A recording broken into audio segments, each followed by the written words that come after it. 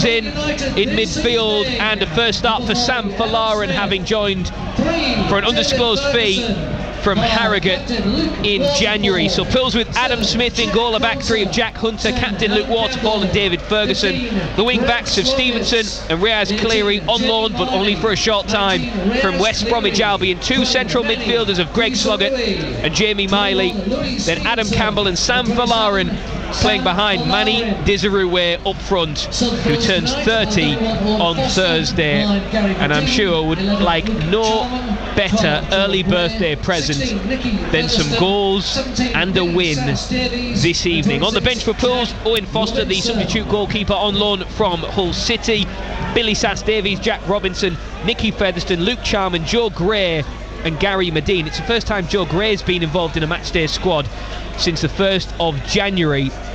Good to see him back involved, at least on the bench for the meantime. As for Altrincham, unbeaten in 9, they are the team with the target on their back, occupying that final playoff spot, but a win tonight would lift them into 6th. So they start with Caleb Anson in goal on loan from Norwich, a back four of Lewis Banks, Charlie Olsen, James Jones and Tyler Golden.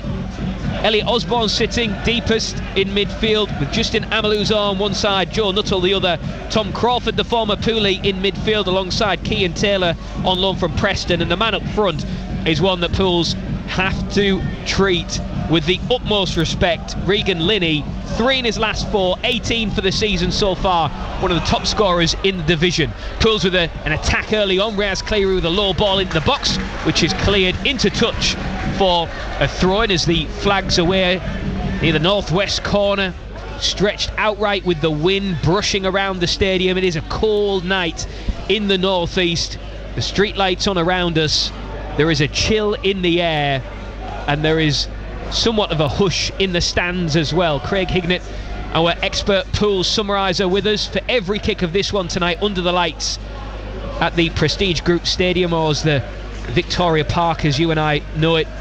But Craig, good to have you with us, good to have you back here, and hopefully you'll bring a bit of luck. Well, I hope so.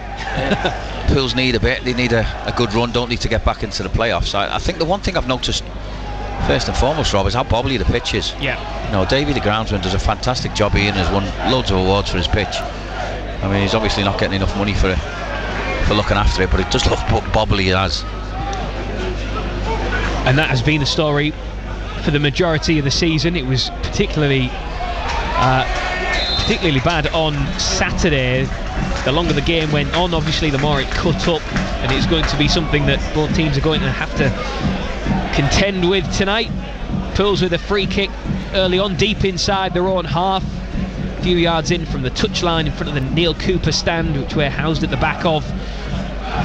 Pools attacking from right to left in this first half, and Adam Smith comes out of his goal to take this free kick. He booms it long to the edge of the area and headed behind by Jamie Jones. And the first corner of the game comes the way of Hartlepool United. You have to say it was a strange header, wasn't it, from Jamie Jones? Yeah, he just seems to... He got a nudge off Manny Dizaroué just before he was heading it, but he was there. He should have got a better connection than that, but just headed it almost behind himself for a corner. Jamie Miley is on the set pieces in the absence of Nicky Featherstone, who usually takes the corners. Miley whips one in right to the front post, and it's headed away. Back out to Miley on this near side, right-footed cross goes deep, headed away and stabbed forward by Tom Crawford, the former Hartlepool United man. Good ball in field as Altrincham attack, dressed in their red and white vertical striped shirts, the black shorts and the white socks, and a foul there on Kean Taylor, the Preston North End loanee. Wins a free kick midway inside the Pools half, centre of the pitch. That was Sloggett who brought him down. He's lucky to get away with that one, because it started with a brilliant corner by Miley right into that near post. Altrincham cleared it, went on the break, and then it was quite a cynical one by Sloggett. As Pools win possession, and Adam Campbell's first pass is to a Altrincham shirt in Lewis Banks, who scored in the 1-1 draw against Pools back in October. His only goal of the season. Crawford Infield to Banks once more. As Altrincham trying to work it well, but Pools have plenty of bodies back to stifle that attack and launch it long, looking for the quick strides of Sam Folarin at the top end of the pitch. He tries to close down the goalkeeper and does really well, but Caleb Anson manages to get there first, but only just, Craig. Well, it was bobbly, wasn't it? When it went back to Anson in goal, it was bobbling like anything, and he's done well to get his foot through it actually and get it somewhere. It actually turned out to be a decent pass. Altrincham on the attack, out on the left-hand side. Nuttall asking questions of Louis Stevenson, who does really well to slide in and dispossess his man. Goes behind for a corner, and that will do him the world of good, Craig, because on Saturday came off the bench, his first appearance for the club in some time, had a chance to side foot the ball into the back of the net from 3 yards out, went straight to the goalkeeper, and early on that will do him. Yeah, it was a good bit of defending, wasn't it? Because Nuttall, it looked like Nuttall was offside, but he done well to make the ground back up Stevenson and got a good tackle in, put it behind for a corner. In comes the corner now to the front post. Punched corner away by Smith, but he missed it. Dropped down into the area, and Pools tried to run it clear with Sloggett. Looks to try and find the pass out to this near side for Folarin, who picks it up now on the halfway line with the white boots on his feet as he tries to run at his man. Twists infield, needs some options off the ball, and Cleary provides one. Stabs it back in field, but it's away from Folarin, who had zigged when he should have zagged, and the two just on different wavelengths there. Well, it's quite an open game, isn't it? It's a little bit end to end at the start. Played long, just under 6 minutes. Both teams have shown a willingness to get forward and play the ball forward. And Altrincham in possession as Anthony Limbrick pacing in his technical area over on the far side, and it's the Robins who put the ball out of play for a Pools throw. And David Ferguson to take it, one of the many players out of contract in the summer. David Ferguson was dropped recently but came back into the team on Saturday, seemed to respond well to that, started the game with a real point to prove. You could tell there was an extra spring in the step from him early on. Ferguson with the throw-in, gets it back from Campbell, lifted to the top end of the pitch, controlled well by Manny Desirue. Space opening up for him, he needs an overlapping run. Stevenson was arriving a little bit too slowly, so instead Desirue went by himself, and it was a very, very tame effort, and that's been polite. He done really well to bring the ball down and get it out of his feet. He took 2 Altrincham players out with it, and then he got about 30 yards out and thought, why not? And now I'm thinking, why did he? Because it was a really poor one. A poor goal kick as well there from Anson in the Altrincham goal away to our left-hand side. Louis Stevenson gets a header on the ball as it hangs up in the night skies. A wind just brushes around the stadium once more and picks up momentarily. Ball down the left that's too far and out of play, and Angus the Monkey, the club mascot, will return the ball to Jack Hunter, who will take the throw-in over on the far side. You ever have many run-ins with Angus the Monkey during your time? Plenty, yeah, plenty. He was a nuisance. most mascots are, to be in honest. A nice way. You'd see, he'd be all over the ground, wouldn't he? Every time you'd look, he'd be in a different position. He still does that now, as David Ferguson gets back across to defend, and he does well to stop the cross, this time from Banks, and it's out for another corner to the visitors, Altrincham, and it's again over on that far side. Well, the last one was a really good one, Rob, right into that near post area. Keeper struggled with it. There was plenty of bodies there, but this time the Altrincham players have lined up a little bit further. Oh, that's a poor one. And it was a really poor, short. Down the byline it went, and Pools were easily able to clear. Sam Folarin's won it just short of the halfway line. He powers forward down the right hand side, needs some support, and instead gives away a throw-in to Altrincham inside their own half. So BBC Radio T Sport, 9 minutes in, Pools 0, Altrincham 0. The third and final home game of this particular run. The 3 games that Pools had really identified to try and get themselves in and amongst the playoffs. They've drawn the first 2, which is all but ended their realistic playoff ambitions. They would have to go on some run now, wouldn't they, Craig, to really make a fist of it. I mean, you're talking promotion winning form, aren't you? Well, it's almost 2 points a game, isn't it, that they need to get themselves just in the playoffs. As Linney lifts the ball over the top, looking for Nuttall, doesn't quite reach him, might get another opportunity though, as he twists and turns inside the box, across, and comes shot, takes a deflection and goes behind for another Altrincham corner. This time it's going to be on the near side, but Regan Linney once again showing just how much of a threat he can be, twisting in from that left hand side, took a bit of a whack on his right knee as he did so, just feeling the effects of that, but you can see the confidence is high in the Altrincham number 9, and rightly so. 18 for the campaign. He's struggling with his ankle there though, He Rob. is, yeah. He's still feeling it, isn't he? Yeah, he's got a proper limp on. He's being watched closely by Greg Sloggett as Adam Smith has company on his goal line. It's a very muddy and sodden goal line. In comes the corner from Osborne. Manny Desirue is there to header clear, as he so often is. Campbell heads it further away, but straight to a red and white shirt as he closes his man down. Does well there, Campbell. And it's out for a Altrincham throw-in, taken quickly by Osborne. Down the line it goes to Linney, testing out that ankle as he drifts in from the touchline. Back to Osborne onto his right foot. Close down again, and Altrincham trying to work it infield. Sloggett keeping touch tight to his man Linney. Now Crawford circles away from the advances of Desirue. Back to the halfway line. Altrincham working it, trying to find a way through. Sloggett intercepts, and Jamie Miley powers the ball away out into touch for yet another throw. 10 minutes in, still 0-0. Yeah, just a couple of misplaced passes, wasn't it, from Altrincham there. They just kept the ball for 2 or 3 passes down this right hand side. It got really crowded and they still tried to force their way through it. They'd have been better just either switching play or coming back out and starting again. We'll keep you up to date in the Championship tonight, because Preston against Millwall still 0-0 after 13 minutes, but that has implications on Middlesbrough, of course. And in the National League, plenty of fixtures to keep you in tune with, as Jack Hunter and Louis Stevenson combined to win possession in midfield. And then Jamie Miley and Stevenson just bump into each other, but Pools managed to hang on to the ball as Waterfall searches for Desirue, finds his forehead out to the right hand side for Stevenson, just easily brushed off the ball though. Play continues. Miley into the feet of Desirue, overlapping run from Campbell, peeling away to the right hand side, lifted into the box, nobody there from a Pools perspective, and it's easily cleared by Altrincham. But that was a chance, as a misplaced pass is picked up by Waterfall, then he gives it away in turn.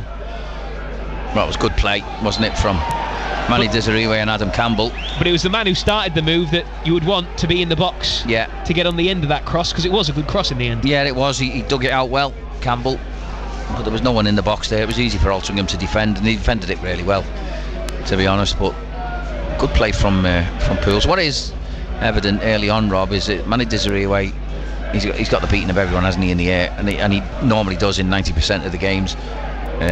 His hold-up play's been really good, and he's been bringing plays in. Adam Campbell in particular, you know, when the ball goes up to him, he's making runs off him. That might be a good area for Pools just to explore a little bit. Balls up to Desirue and Adam Campbell trying to make runs off him. Really interested to see how Adam Campbell reacts tonight after the boos and the cheers as he was substituted on Saturday. Does he have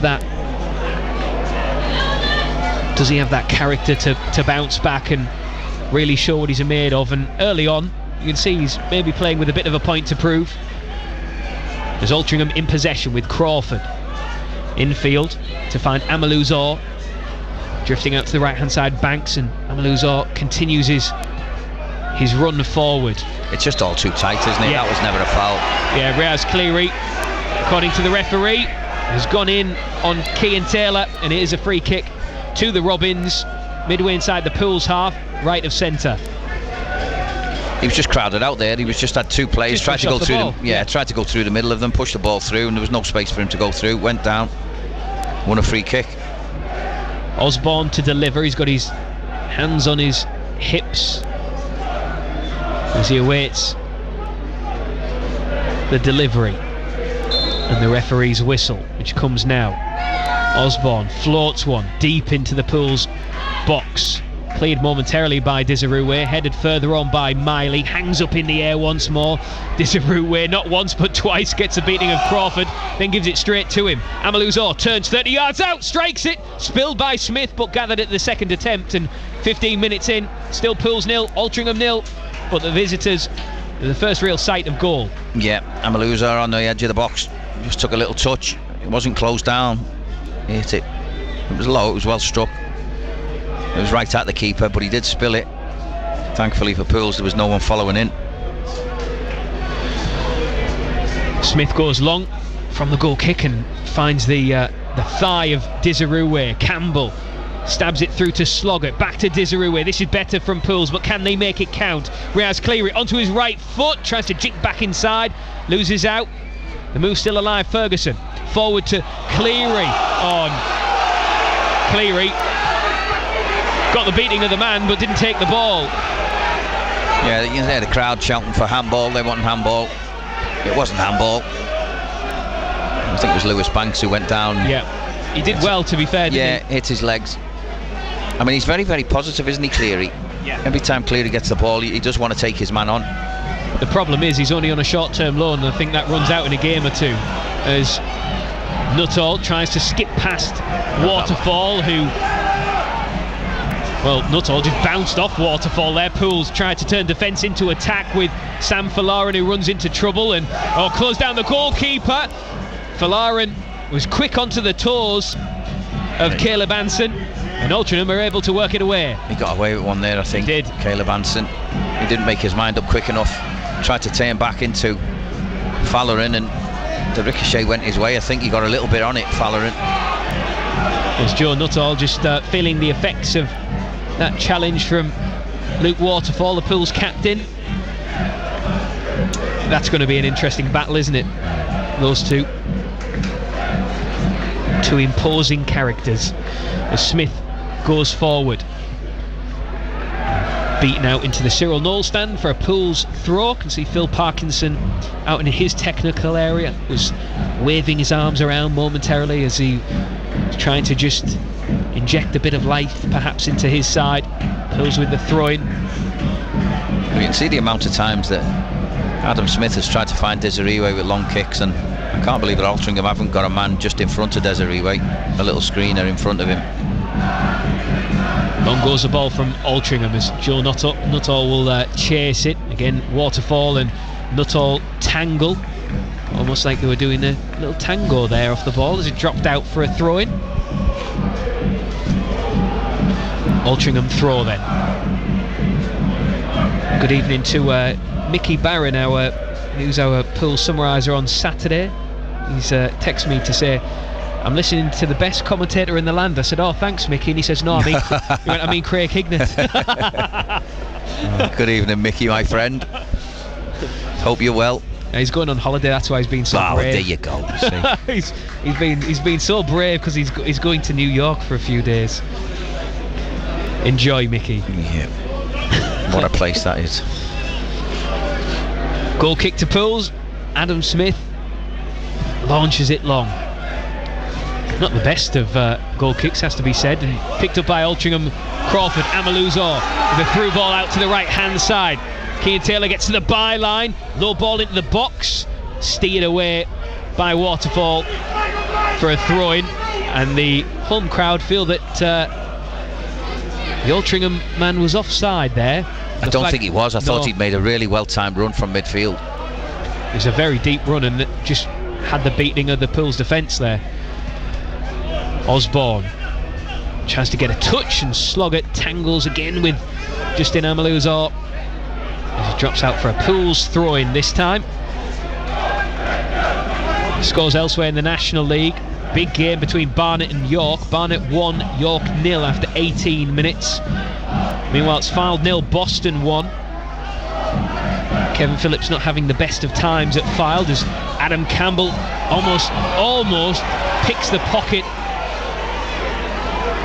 of his opposite number, James Jones, but the referee feels that Campbell did that illegally, and so a quick free kick taken by the Robins as they work it over the halfway line. Louis Stevenson wins it, and then his pass is given away to Crawford inside the centre circle. Just very, very sloppy at the minute from both sides. Yeah, it is. Both sides giving it away needlessly. It's Gateshead are 1-0 up against Sutton United. Gateshead 1, Sutton 0. And here on BBC Radio T Sport tonight, under the lights, a stone's throw away from the Marina. Pools 0, Altrincham 0. 9th against 7th. As Sam Folarin slides in and the ball ends up back at the feet of Caleb Anson. On loan from Norwich City, the Robins goalkeeper, dressed all in bright green tonight, which just pops under the floodlights. Out to the left hand side. Altrincham in possession, attacking the Pools goal to our right. Crawford again, seeing a lot of the ball, isn't he? Tom Crawford, the former Pools man. He's just sitting deep and he's trying. He's a good footballer. Yeah. He's clever. He can pick up little positions. You know, you'd like to see him get a little bit further forward and do something that's going to hurt Hartlepool. Well, it's interesting because he scored 6 goals for Altrincham this season, and he's played, I think, 29 games. 6 goals in 29 games, which is the same number he'd scored for Pools in 4 years. Yeah. Over 100 appearances, managed 6 goals. 5 of those came last season. So he'd moved on just as he was finding his form and finding his scoring boots as well. Altrincham on the attack. I mean, it's very, very bitty, isn't it? Neither side keeping hold of possession. Some really poor touches, really poor passes. I mean, there's simple passes that are getting rifled into people's hips, so they've got to take a touch before they can decide what to do with it. As Hunter does well to win it. Now Campbell feeds Folarin. He's got Desiree to his left, but he's been surrounded by 3 red and white shirts, and the numbers just caught up with him there. But Pools have a throw-in over on the far side. Yeah, he didn't know what to do with it, did he? Folarin, when he got it, he got turned, and he was thinking about having a run, but by the time he decided to, there was 3 Altrincham players around him, couldn't go anywhere. It's just all a little bit slow, isn't it, and a little bit ponderous at the minute from both sides, but in particular Pools. As Campbell tries to change that with a chip ball out to the right, looking for Stevenson, but just runs out of grass at the byline, and it is a goal kick. It's the Altrincham fans you can hear perhaps applauding in the distance of our effects mic. The wind again just lifting around the ground, stretching the flag of the linesman on this near side outright. And again, Caleb Anson is living life dangerously with his foot on top of the ball, then decides to go long. Pools win it. Slogger into Campbell, has space to run into, scans the pitch, finds Desiree inside the area, doesn't quite sit down for him, bounces up inside the box, Folarin to Cleary's shot, which goes wide, and it is a goal kick. Did wonder if it took a touch off a red and white shirt, but instead Cleary didn't quite get the connection clean enough to find the target, and it remains 0-0 with 23 minutes gone. That was easy, wasn't it, for Pools to get through Altrincham there. Altringham's shape had gone a little bit. All it was a long ball and a little prod forward from Waterfall. Found Adam Campbell in all kinds of space in the middle of the park, and he was allowed to run 30 yards to the edge of the box. Tried to play Desiree in, who was unlucky actually. The ball just bobbled over his foot, and then when the shot came in from Cleary, it was well wide. Keeper wasn't troubled, but better from Pools. Yeah, need more of that though. And you'll know, Craig, from being in the dugout, also from watching on upstairs as a director of football, but I know everybody is feeling very frustrated, very down about where the club is at in the table and the 5-point gap between themselves and the playoffs. But I mean, 3 points tonight against Altrincham does really, it could ignite things again, but they need to do it. That's the no point just talking about it. They need to make something of it, as Luke Waterfall clears from inside his own penalty area, and a hopeful punt on target that ends up wide and behind the goal of Adam Smith. 0-0 it remains. Yeah, not much in that, was it? Ball just bobbling about the edge of the box, and then it was a nothing shot. Didn't trouble it. Keeper Adam Smith in Hartlepool goal. It's a bit open and not too much quality in it, is there at all? I don't know whether the pitch has got anything to do with that or the wind is causing an issue, but neither team seems to be able to get 2 or 3 passes down and try and build something. It's all a fight, isn't it? It's a long ball, a fight. Every ball is a fight, ball, isn't it? Yeah. There hasn't been any pattern to the game or structured play. It's a scrap, as they say. There's Jack Hunter tries to find Folarin. Manny Desirue is pressing inside the Altrincham penalty area, cleared straight to the feet of Jamie Miley. His pass just about makes it to Ferguson, who makes something of it. Now Cleary running at his man and runs into trouble, runs into a dead end, and Osborne works it up to Linney, and now Taylor crossing the halfway line for Altrincham, but pulls plenty of bodies back. Keane Taylor with a low ball into the box, cleared into touch for an Altrincham throw. And Altrincham have a man down inside the centre circle. I think he's done a hamstring, because he was struggling before with it. You could see him in the edge of the box when Pools had a free kick. I think it's the is it the left side, the centre half? I think he did the universal sign for I've done my hammy. Yeah, I think clasping the back of his leg. I think Charlie Olsen, perhaps. It's not Jamie Jones, because he is up. A mountain of a man is James Jones inside the centre circle. But it might force Phil Parkinson into an early change, 25 minutes in. But do you subscribe to the idea that tonight could reignite things for Pools? Well, you'd like to think so. With Altrincham doing so well, a win against them obviously would lift confidence, wouldn't it? And it'd give the crowd something to go home and be happy about, and then look forward to the next game. But the thing for me is they have to do it consistently, don't they? They have to do it over a period of games. One game isn't enough. They need to do it over 3 and 4 games. It is Olsen who's going off, Rob. It is, yeah. And Matt Penny coming on to replace him. So, well, there'll be a reshuffle, won't it? Because Penny's come right the way over here to take the throw in. It looks like, Banks he's going to switch sides. It's a little bit of moving of the furniture for Altrincham early on. Tyler Golden to take the throw-in. Drops to Amaluzor, who gets the better of Sloggett. And then down goes Taylor, but play on, and nothing given from the referee as Miley again just puts it out into touch. And the young ball boy can scramble from his stool to nudge it back to Tom Crawford. The referee John Mulligan will tell Altrincham exactly where to take the throw-in from on this near side. He's dropped short to Crawford. Oh, he's beaten to it by Desirue. Miley now to Jack Hunter, one of 3 centre-backs for Pools tonight. Desirue heavy first touch, so the ball spirals up into the air, and he draws the foul on the halfway line.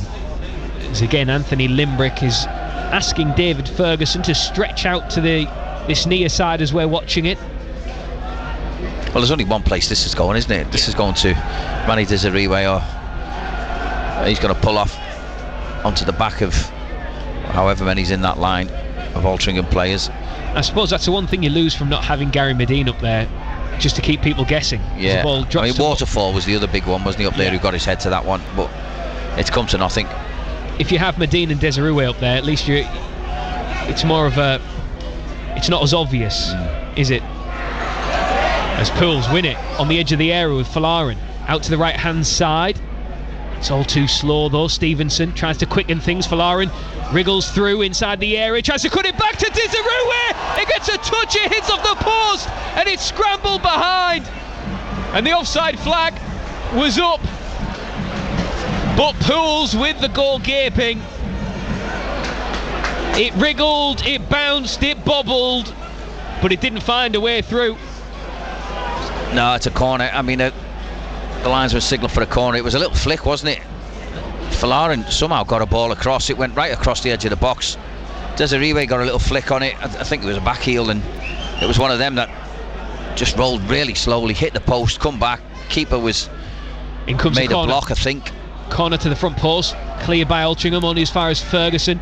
Miley delivers once again. This time it's high and deep towards Desirue, goes past him, and it trickles out. This time for an Altrincham throw. Yes, it was a corner. The way the linesman flagged, I did think he'd flagged offside there, but a corner it was. So, well, it's the closest we've come, Rob. Yeah, it was decent play by Fallon.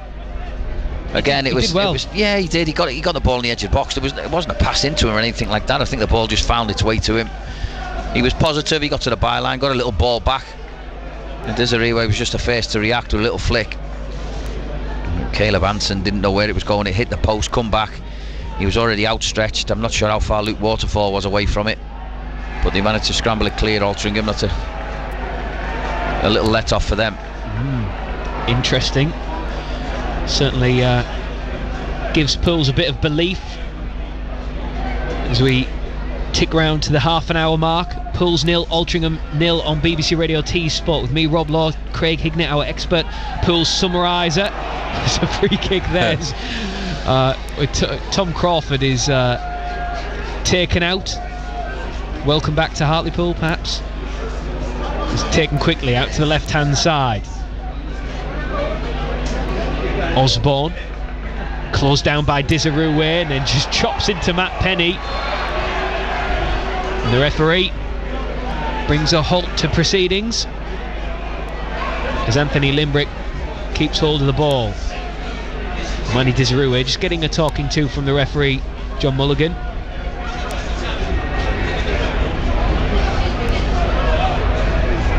And it really is a stern talking to from the referee. Yeah, it is. But no yellow card.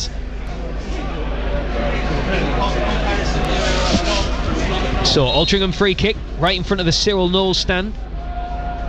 Lifted forward, flicked on by Linney.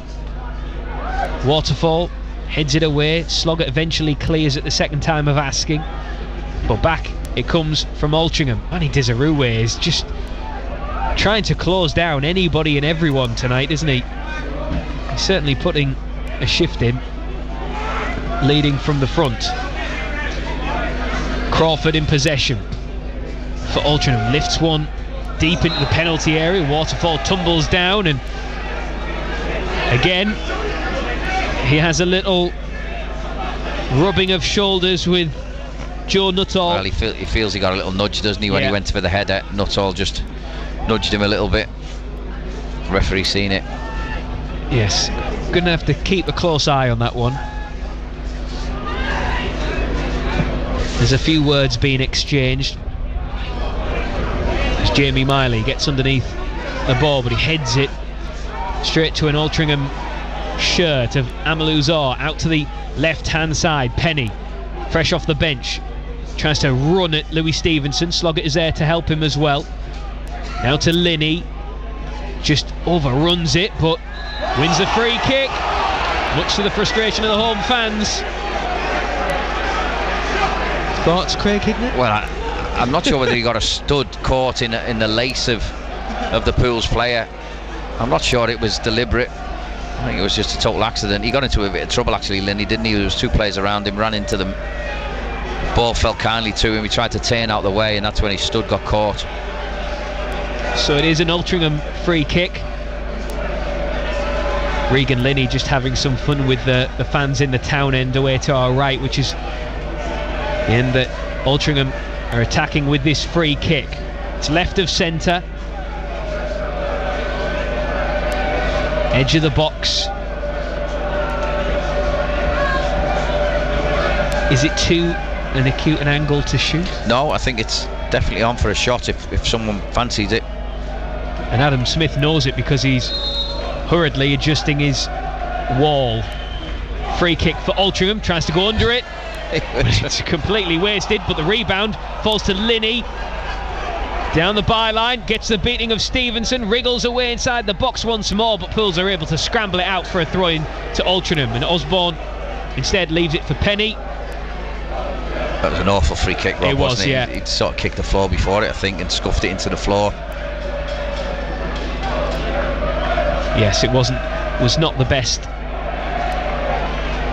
And after 33 minutes, it hasn't been the best of games. No, it hasn't. It's been very scrappy. It's been devoid of any quality. Both teams have put plenty of effort in, haven't they? But there's just been nothing of note. No possession, no good play. They've had little bits, you know, that pulls a bit the post, but that was scrappy. And yeah, the way it came about was very by scrappy. fortune rather than... There's been no good play, has there, where it's opened either side up. Keepers haven't really been tested. So just like watching Liverpool then.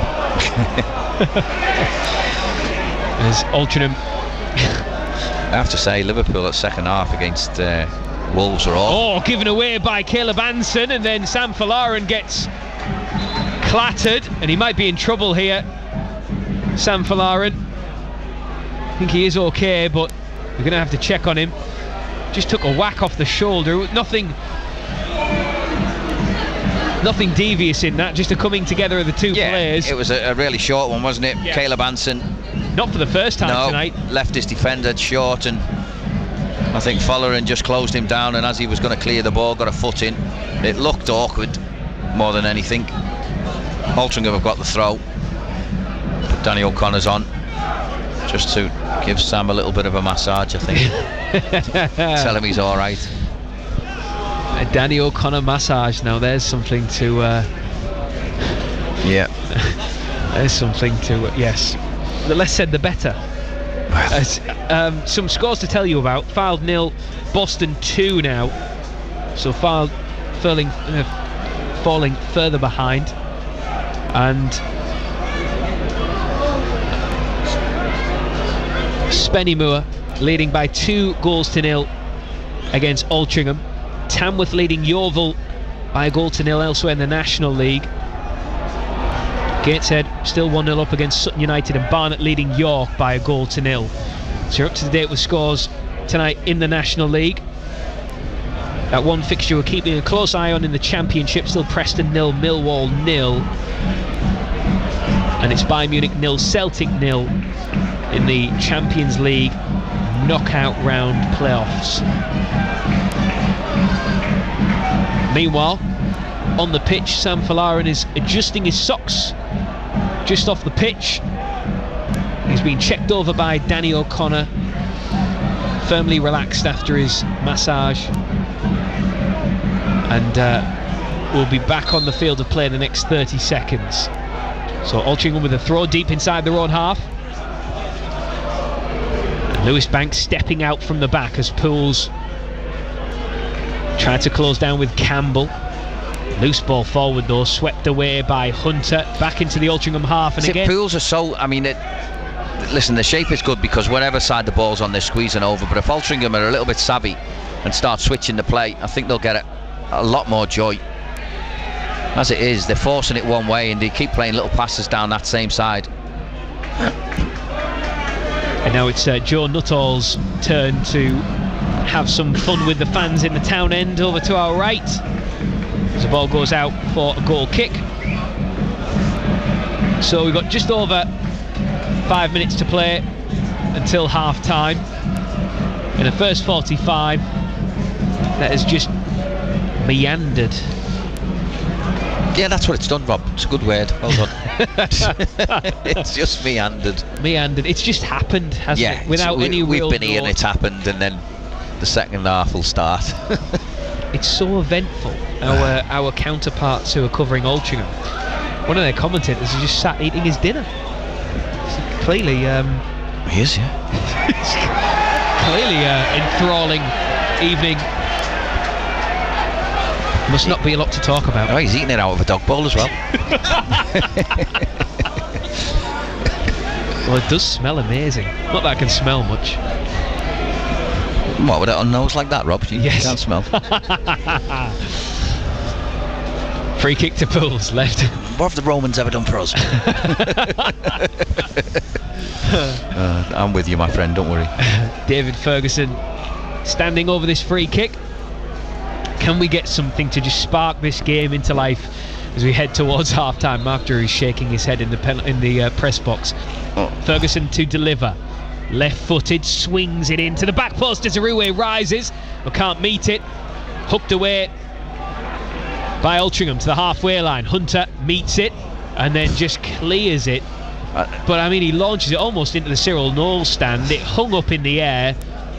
And again, I mean, why wasteful. wouldn't you get it down and just give the ball square to a player who was free, who could then either put it in with quality or start a different attack? It's Slogger into Hunter, lifts it long again, controlled by Desirue. Did well to make anything of that.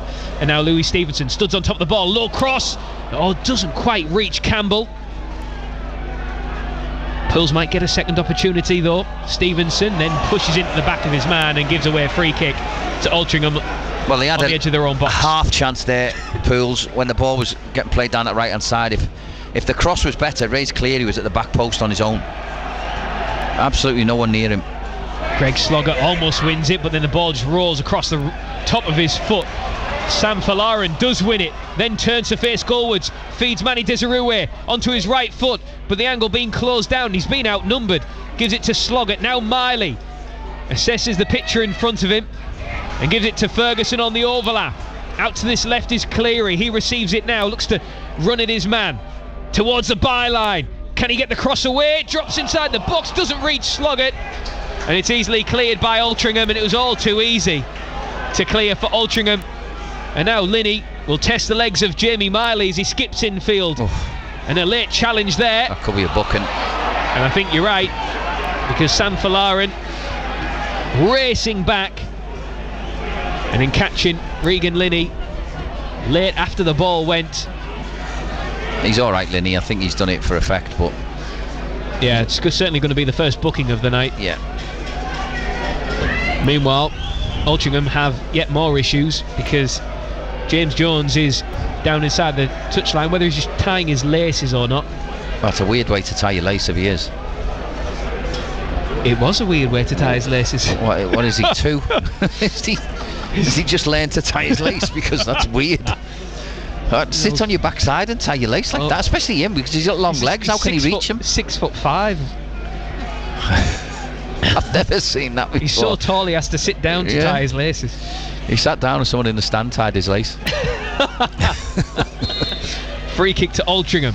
Osborne floats one in, it's towards Nuttall, all the way through to James Jones, hooks it to the back post, it's away from Amaluzor, it might come back to Nuttall, and then Waterfall gets it away up to the halfway line, but picked up by Kean Taylor. Taylor closed down by Desirue, fighting to win it, and Desirue does. Campbell back to Desirue on the halfway line, and again Desirue running into trouble. Now Amaluzar digs the ball out of his feet on the halfway line and finds James Jones with a freshly tied lace. Altrincham, 4 minutes left to play, 0-0, BBC Radio T Sport. Altrincham on the attack. Crawford in possession. Campbell. You see over here, Rob. Yeah. With Altrincham have got 2 players and they've got plenty of time to get their heads up and switch the play. And you can see all the space that's there. Well, Osborne is not even looking. For a moment, Osborne was about 10 yards free. Greg Slogger was about 10 plus yards away from him in midfield.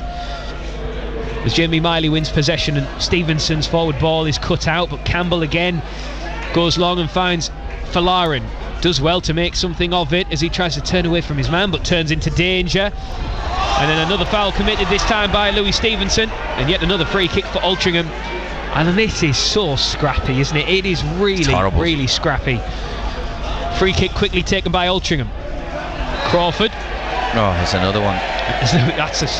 That is a very soft free kick, but Louis Stevenson wins it. Maybe it's a ploy. Maybe it's a ploy by Pools to stop Altrincham from getting any sort of rhythm. The National League version of the rope-a-dope. It's honestly, every ball up is either a foul or is a horrible little touch. Or meanwhile, Fylde have got one back against Boston from the penalty spot. Fylde won Boston 2 now.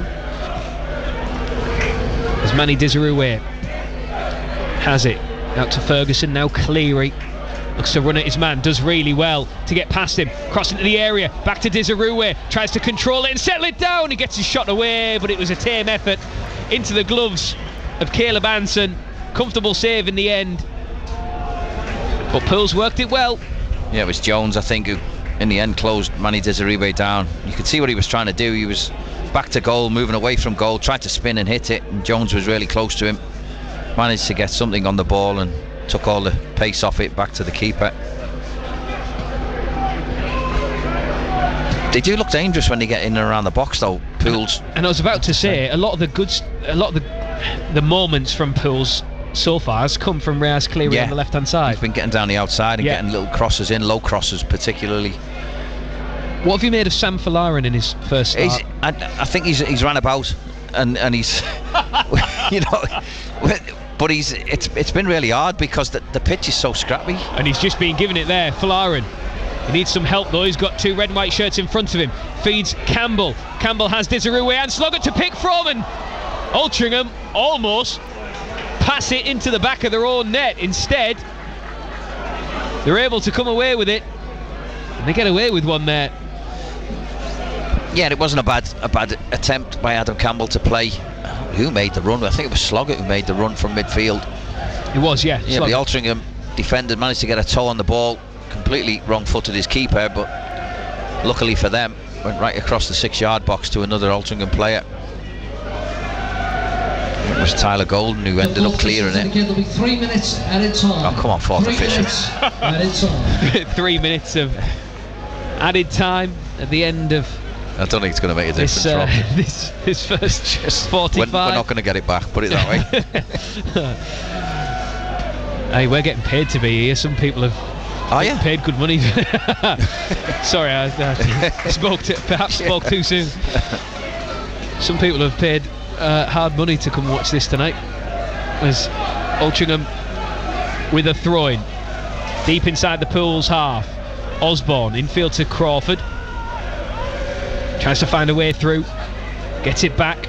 Oh, and his pass towards Amaluzar is cut out, and now Campbell looks to build an attack as he gives it to Desirue, running at his man. He needs a bit of help. He might have to do this all by himself. He cuts back now to Cleary, who's joined him on the overlap, and Desirue continues his run into the box. Cleary still has it, rolls his studs on top of the ball, gives it back to Ferguson, takes a touch and then delivers. Headed away by Altrincham.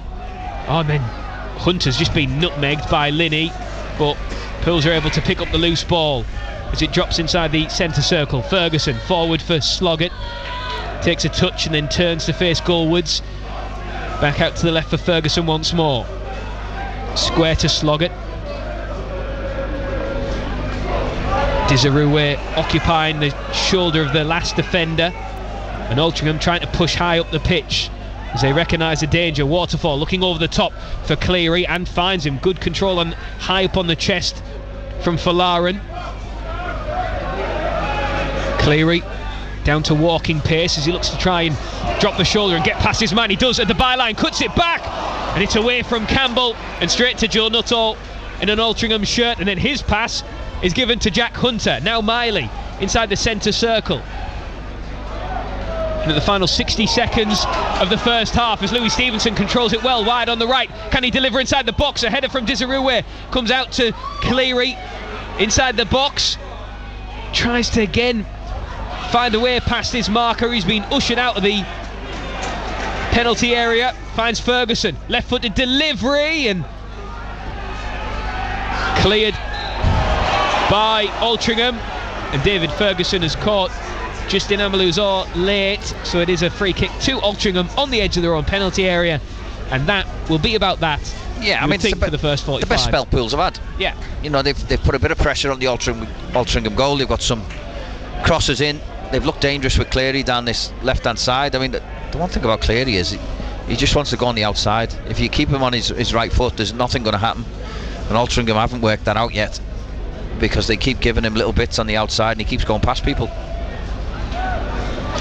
If you're Anthony Limbrick, if you're walking his shoes and you have walked that very same technical area in the past, Craig, what do you say to these players at half time? Well, take care with the ball for one. Yeah. You know, the passing has been a real problem for both teams. It's been poor, but get the ball out to Cleary as much as you can. Say to Manny, you stay on the far post, and if Cleary can't get on the outside and he checks it back to Ferguson, he's got a far post cross for Manny, so Manny doesn't have to go anywhere different. Just attack that back post all the time, try and get crosses in, get it out to Cleary as much as you can. He's been the bright one for Pools. Yep, you're absolutely right. He has provided the most spark so far in that first half, but it has been very much a first half that has lacked any real creativity, any real threat on goal. A very dull and drab first 45, and the performance on the pitch almost mirrors the feeling in the stands. It's 0-0 at the break, Mark. You've enjoyed it then, Rob?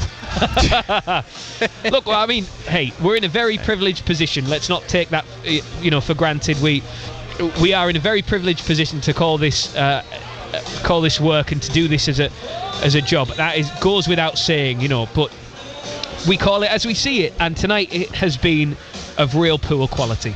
Last time I was here, it was in the Darren Saul days, and it was the night Rochdale came and won 3-0 here, and that was a punishment beating of an evening.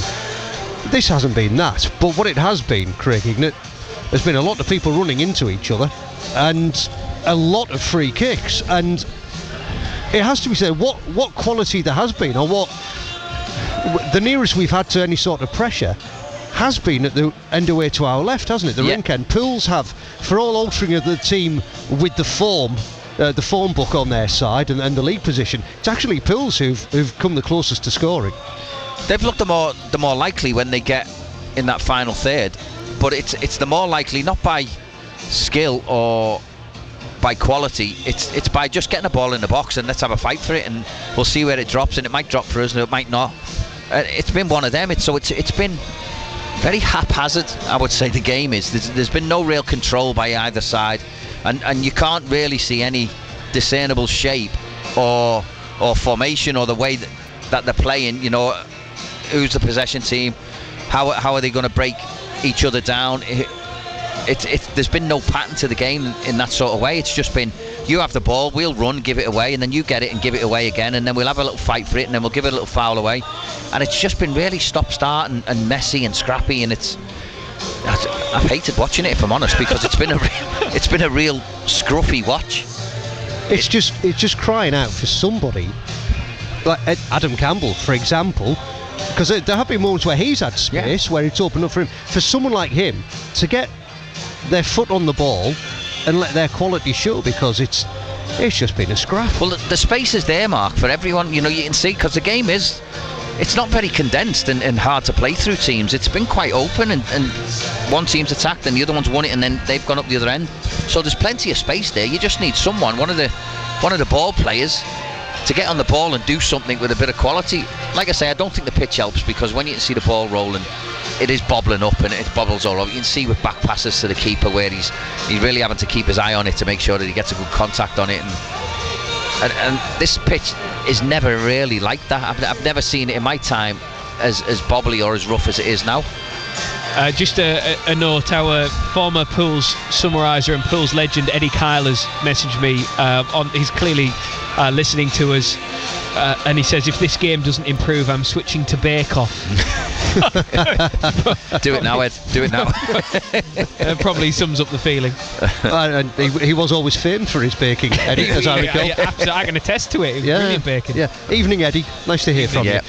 Right, if you'd like to do as Eddie Kyle has done and get in touch with BBC Radio T Sport this evening, then please do so. You're very welcome. We love your communications at BBC T Sport on X. 81333 if you want to send us a text, and 08000 321 333 if you want to send us a WhatsApp. Start your message with the word tease on either of them. And just as he tucks into a digestive, I'm just going to remind Craig Ignat, or tell him I've just been reminded during that first half just how horrible you are, picking on Rob and his nose. I did say mine is the same. I didn't pick on his nose. I didn't say it was ugly. Not for nothing did Graham Souness christen you Stinky Pete. A man of sound judgment. What does Graham know? Right, half time here in the National League. It's Hartlepool United 0, Altrincham 0. I'll bring you all the scores from around the continent next. BBC Music introducing With Shaq. We showcase the best local talent. 2 hours of new and upcoming artists from our part of the world. And every week I pick my track of the week. The future of music. It's Jordan Blythen for Shaq this week, and my track of the week is Drenched with Choked.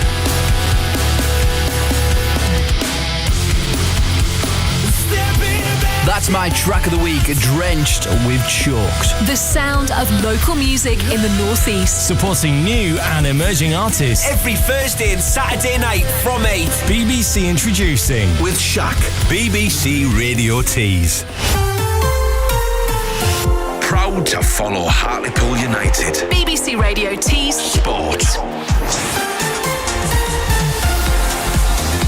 It is 20-9, and here at the Vic it is 0-0 at half-time in the National League game between Hartlepool United and Altrincham. Scores elsewhere then. In the Champions League, it's the second leg of the playoffs, the knockout round, and AC Milan are out. They drew 1 each at home to Feyenoord and have gone out 2-1 on aggregate. It's Atalanta 0, Club Brugge 2. Bruges lead 4-1 on aggregate. In Germany, Bayern Munich 0, Celtic 0. Munich have a 2-1 lead on aggregate, and it's Benfica 1, Monaco 1. It is the side from Lisbon with the 2-1 aggregate lead. One game being played in the Championship tonight, and Millwall are winning 1-0 at Preston North End. If the Lions take all 3 points tonight, they will move level with Middlesbrough in the Championship. Into League One, and it's Crawley 1, Wigan 1 at the break. Mansfield 0, Lincoln 1. Goalless between Shrewsbury and Huddersfield. Stevenage 0, Burton 1. Wrexham 1, Leyton Orient 1. And Wickham 0, Bristol Rovers 0. League 2, it's goalless between Fleetwood and Wimbledon. Morecambe 0, Doncaster 1. And Notts County 1, Colchester 0. Into the National League, Barnet 1, York 0. Ebbsfleet 0, Forest Green 0. Fylde 1, Boston 2. Gateshead 2, Sutton 1. Oldham 0, Maidenhead 0. Yeovil 0, Tamworth 1. And Southend 0, Aldershot 0. In the Football League Trophy semi-final, it's Birmingham 0, Bradford 0. And in National League North, Farsley Celtic 0, Southport 1. Hereford 2, Warrington 2. It's Kings Lynn 2, Oxford City 0. Leamington 1, Buxton 0. Marine 3, Kidderminster 1. Radcliffe 0, Chorley 0. And finally, Spennymoor 2, Alfreton 0. BBC Radio Tees Sport. Now the Formula One season will be with us again in around 4 weeks' time, and it's a new era at Mercedes as they prepare to race without Lewis Hamilton for the first time in the best part of a decade. The new season gets underway in Australia on the 16th of March with the Melbourne Grand Prix. George Russell is now leading Mercedes, and he has an 18-year-old teammate in Kimi Antonelli. Well, Russell has been speaking to Rick Edwards and Jenny Gow. Yeah, I mean, it feels great to be back for another season. Like, the off-season was great, but you just miss racing, you miss driving, and just all this excitement now building, getting ready for the first race. Does it feel different, though, being the senior driver? I got to be honest, not massively, no, because I feel... I'm 27, I've been with the team for 4 years, 7th year in F1. I feel, regardless if my teammate was still Lewis or now with Kimi, I feel really good within myself. I really feel that I'm getting stronger every single year, and I feel like I'm getting, last year was probably the best season I ever had in Formula One in terms of my own personal performances, and regardless of my teammate, I feel like I'm going to just continue to grow. How do you measure your personal performance beyond, like, the obvious? I mean, the obvious is the number one thing, to be honest. I think you've always got to focus on the small details that accumulate to give you that end goal of, when you jump in the race car and performing those quali laps or performing the strong races.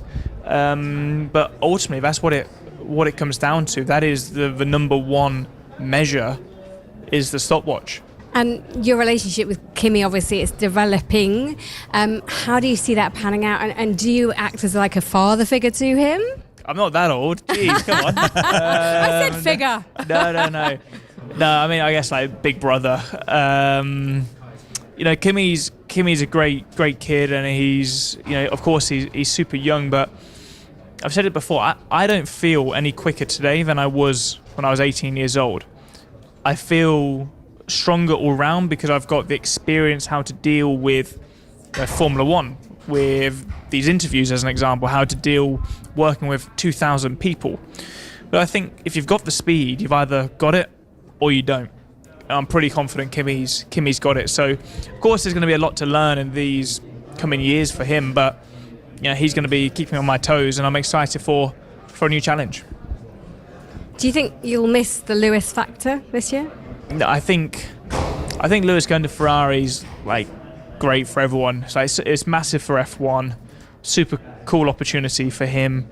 Then it's given the chance, for me to go into the sort of my next stage with the team, give him a chance to Kimi. So it's kind of worked out for everyone, to be honest. So yeah, I think change is good sometimes. Did you speak to Lewis at all in the off season? Yeah, we actually spoke before Christmas, to be honest, a little bit. I haven't spoken to him since his debut. I've spoken to Charles since the debut. So I think that's also going to be interesting, also for Charles. He's been like the number one guy in Ferrari for so long, and now Lewis is coming in with the big guns, and that's a dynamic that I'm intrigued to see how it's going to play out. But I'm sure it's going to be just fine, and ultimately you've got to focus on yourself. You say who you have spoken to. Have you spoken to Max yet? There was a bit of beef at the end of last year. I watched a jawline harden as we spoke about it in Abu Dhabi. How's that resolved, or has it? No, I mean we haven't spoken. I've got no intentions, to be honest. It's you're going to see him today, aren't you? Yeah, I guess so. I don't know. Yeah, I mean it's not even something I'm thinking about, or it's. As I said before, it's like you got to focus on your own job, and some things were out of line at the end of last year. That was them, but we're not going to go back to being best mates. That's for sure. How are you feeling about the no swearing rule? Come on, give us full barrels. This is the BBC. No, I mean we've got the bleep machine ready. Yeah, for sure. I mean, I don't think I was one who swore that often. It's difficult for the guys when English isn't their first language. Like, the first thing people get taught are the swear words. Yeah. And, like, I'm talking with Kimi, and he's teaching me the swear words in Italian. It doesn't teach me how to say, like, lovely to meet you. It teaches me how to say, like, whatever. So try that on the radio. Look, I think we've all said it before. We got to continue to show the personalities, and you don't want to be in a bubble, so I think that's pretty obvious. One final question for me. Can you win the championship this year? You got to believe it. I go to every race believing we can win it, and I will still, regardless of how testing goes, I'll go to Melbourne believing we can win, and even if we don't win in Melbourne, I'll go to the next race believing we can win. So I never like to look too far ahead. I sort of take it day by day, step by step. But you got to believe, and that's what we'll do. George Russell there, Mercedes driver, speaking to Rick Edwards and to Jenny Gow. Players are coming back out here for the second half. Craig Hignett is sat next to me. Rob Law is just returning to his commentary position, Craig, because he's become something of a minor celebrity during the half-time break. He's blew up. We've gone viral. He's gone viral. We've gone viral. Do you want to explain, Rob? Because I'm not sure I can. Yes. Welcome back, everybody. Well, during the first half, we mentioned about how our colleagues for Radio Altrincham were so enamoured by the game that they decided eating chicken curry was maybe a better option, and apparently we've gone viral in Altrincham.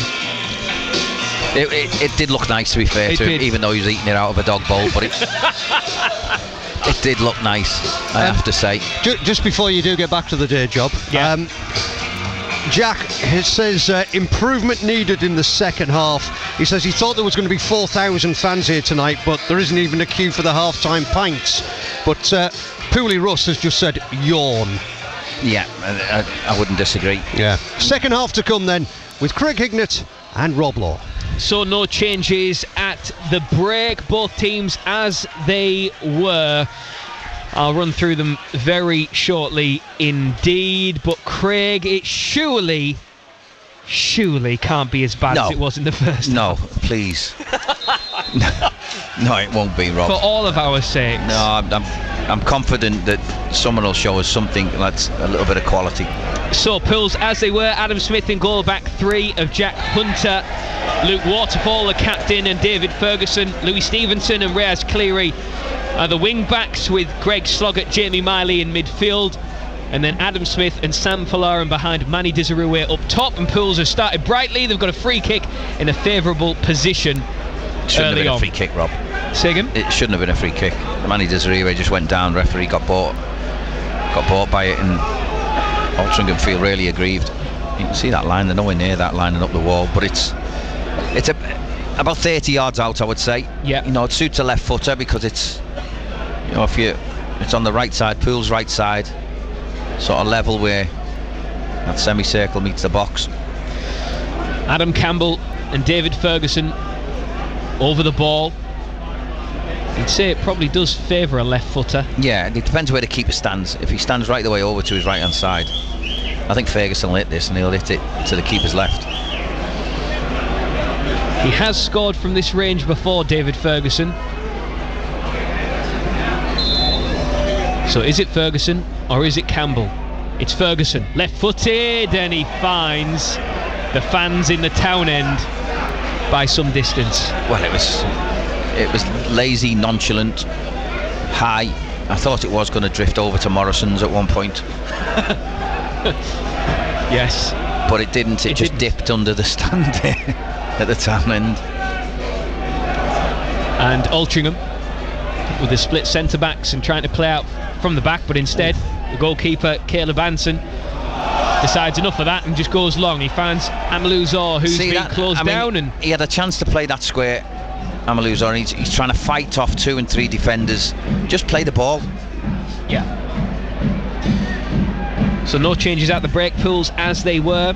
Same can be said for Altrincham, who had Matt Penny come on to replace the injured Charlie Olsen in the first half, the Blackburn loanee. Oh, it's a yellow card. Who's that for? That's for Olsen. No, it's for... Well... It's Sloggett, it is. Yeah, Greg Sloggett, yeah. Who's just got his arms outstretched and slaps his thighs with his hands as if to say, what was that for? I think he's been done for handball, but it sort of ricocheted a little bit again, messy, wasn't it? Yeah. From a throw-in. Altrincham now have got a free kick on their right side, just level actually with the line of the penalty area. And it's Amalou Zor and Osborne stood over it. It's a lovely little space there just to feed the ball into, isn't it, if they attack it properly. It is Osborne, it's to the back post and it's headed behind, and it's going to be offside, so free kick for Pools inside their own box. I mean, that's the last thing you want, isn't it? You've got a free kick in a dangerous position and you go early and you're offside, and it just relieves all the pressure off Pools.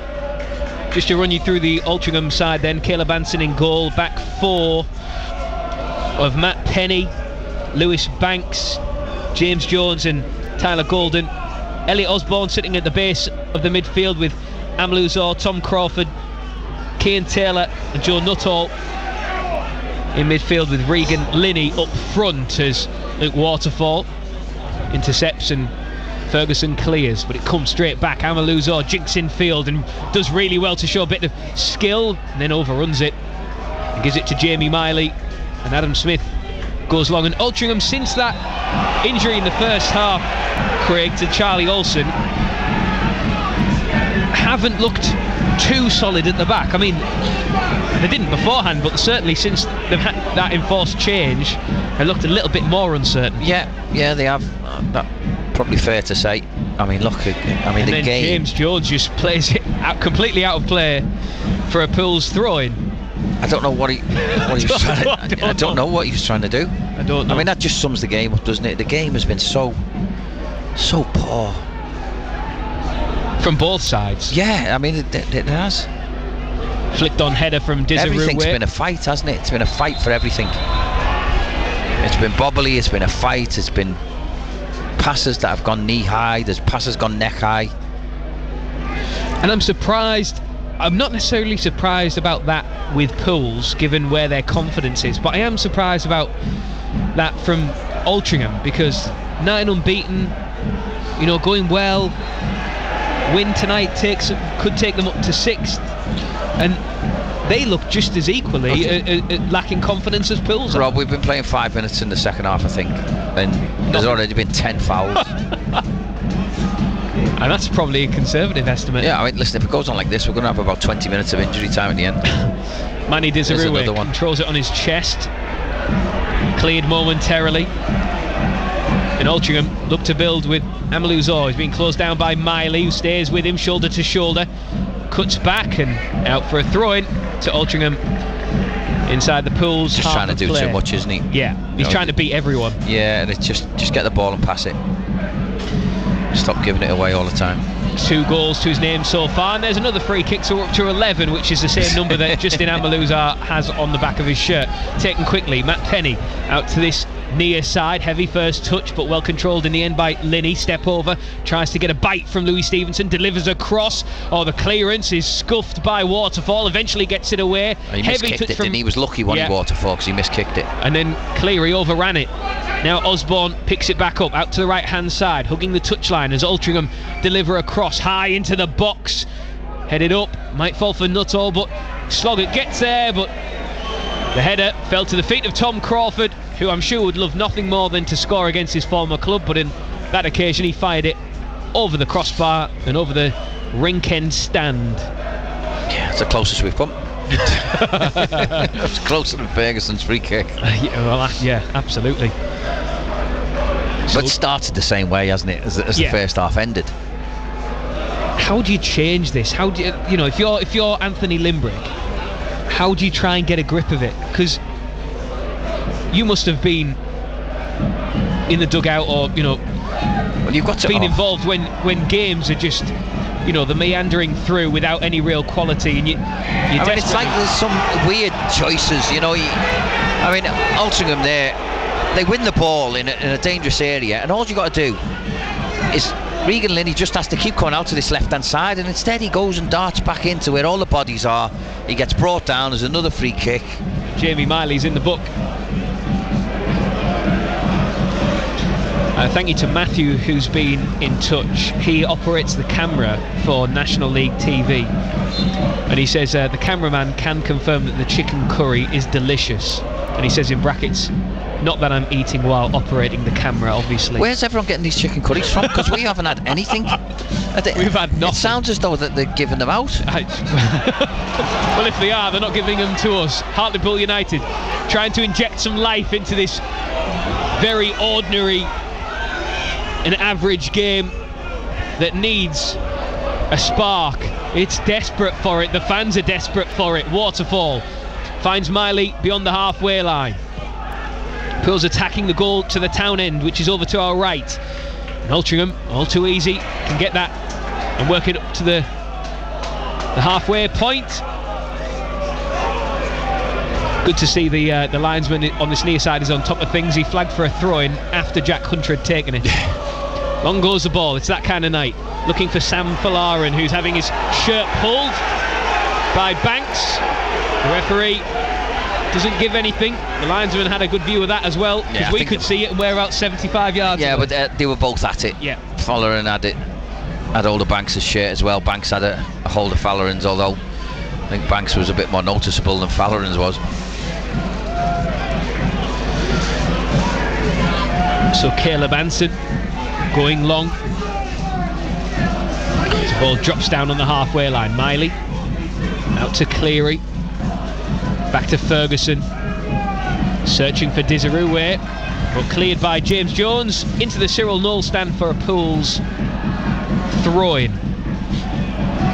can see club chairman Raj Singh in attendance over in the Cyril Knoll stand. Gary Pallister alongside him, as he so often is. I'm fascinated to see what the attendance is tonight. Yeah. It doesn't look great, Rob, I have to say. Yeah. On Saturday, it was 3,613. I have a feeling it will be doing well to get anywhere near that same number tonight. As Pools on the attack, Cleary finds Ferguson at the byline, slides in to meet it, hooked away for a Pools throw, parallel with the Altrincham box. Ferguson goes short to Campbell, back to goal. Campbell, and then Ferguson, well, just launches it aimlessly into the into the town end, and then Manny Desirue applauds it. Wow. I didn't know if that was an ironic round of applause from Manny Desirue. I said it wouldn't surprise me if it wasn't, because he's just applauding the chance that he's maybe crossed it, maybe tried to cross it. Free kick to Pools. The offside flag was up. Should be a rule in football where you can stop a game halfway through. Not only you can MMA and you go, no, you've been on the floor too long, nothing's happening, let's get up. Yeah. There should be one of them in football where you say, right, let's stop it, we'll have a penalty each, and then we'll crack on again from that. And it's like a reset, isn't it? Because this is hitting my eyes. I could get behind that. I think that would be. It certainly provides some level of entertainment. Well, it'd kick one of them off, wouldn't it? So, you know what I mean? Louis Stevenson. The biggest nightmare would be if they both scored the pens. And Louis Stevenson runs into a dead end as Altrincham. I've never seen so many balls kicked out of play. There you go. Yeah. We're not under pressure. If we had a penny for every time we said the ball's gone out for a throw-in, we could probably all afford some chicken curry. Yeah. And a dog bowl. and a dog bowl to go with it. 100% he's going to run it and then lose it. And he does. Just in have a lose. There you go. Every single. Craig Hignett asking for the lottery numbers. He can't see anything around him. He's got no picture of anything around him. He's got loads of space there. Just take a touch, pick a pass, play it forward. He's got runners off him, but no, I'll run with it, and then I'm going to lose it. I feel like in your time at Hartlepool, you saw a few of those. Yeah. Was Devante Rodney one of them? I didn't see Devante that much. Devante came as a young kid, and I mean, he's doing well now. Do you know what? He's a real handful, and you'd have had him there. When he came to us, he was just a little bit. He wasn't ready. He was too young. He'd had an injury where he hadn't played a lot, and he just. When I was here, I didn't see the best of him. It was only the season after, I think, where he got in a little bit. And Anthony Limbrick, Salford bought him. Yeah, and he's doing very well now as Anthony Limbrick is preparing to make changes. He's seen enough.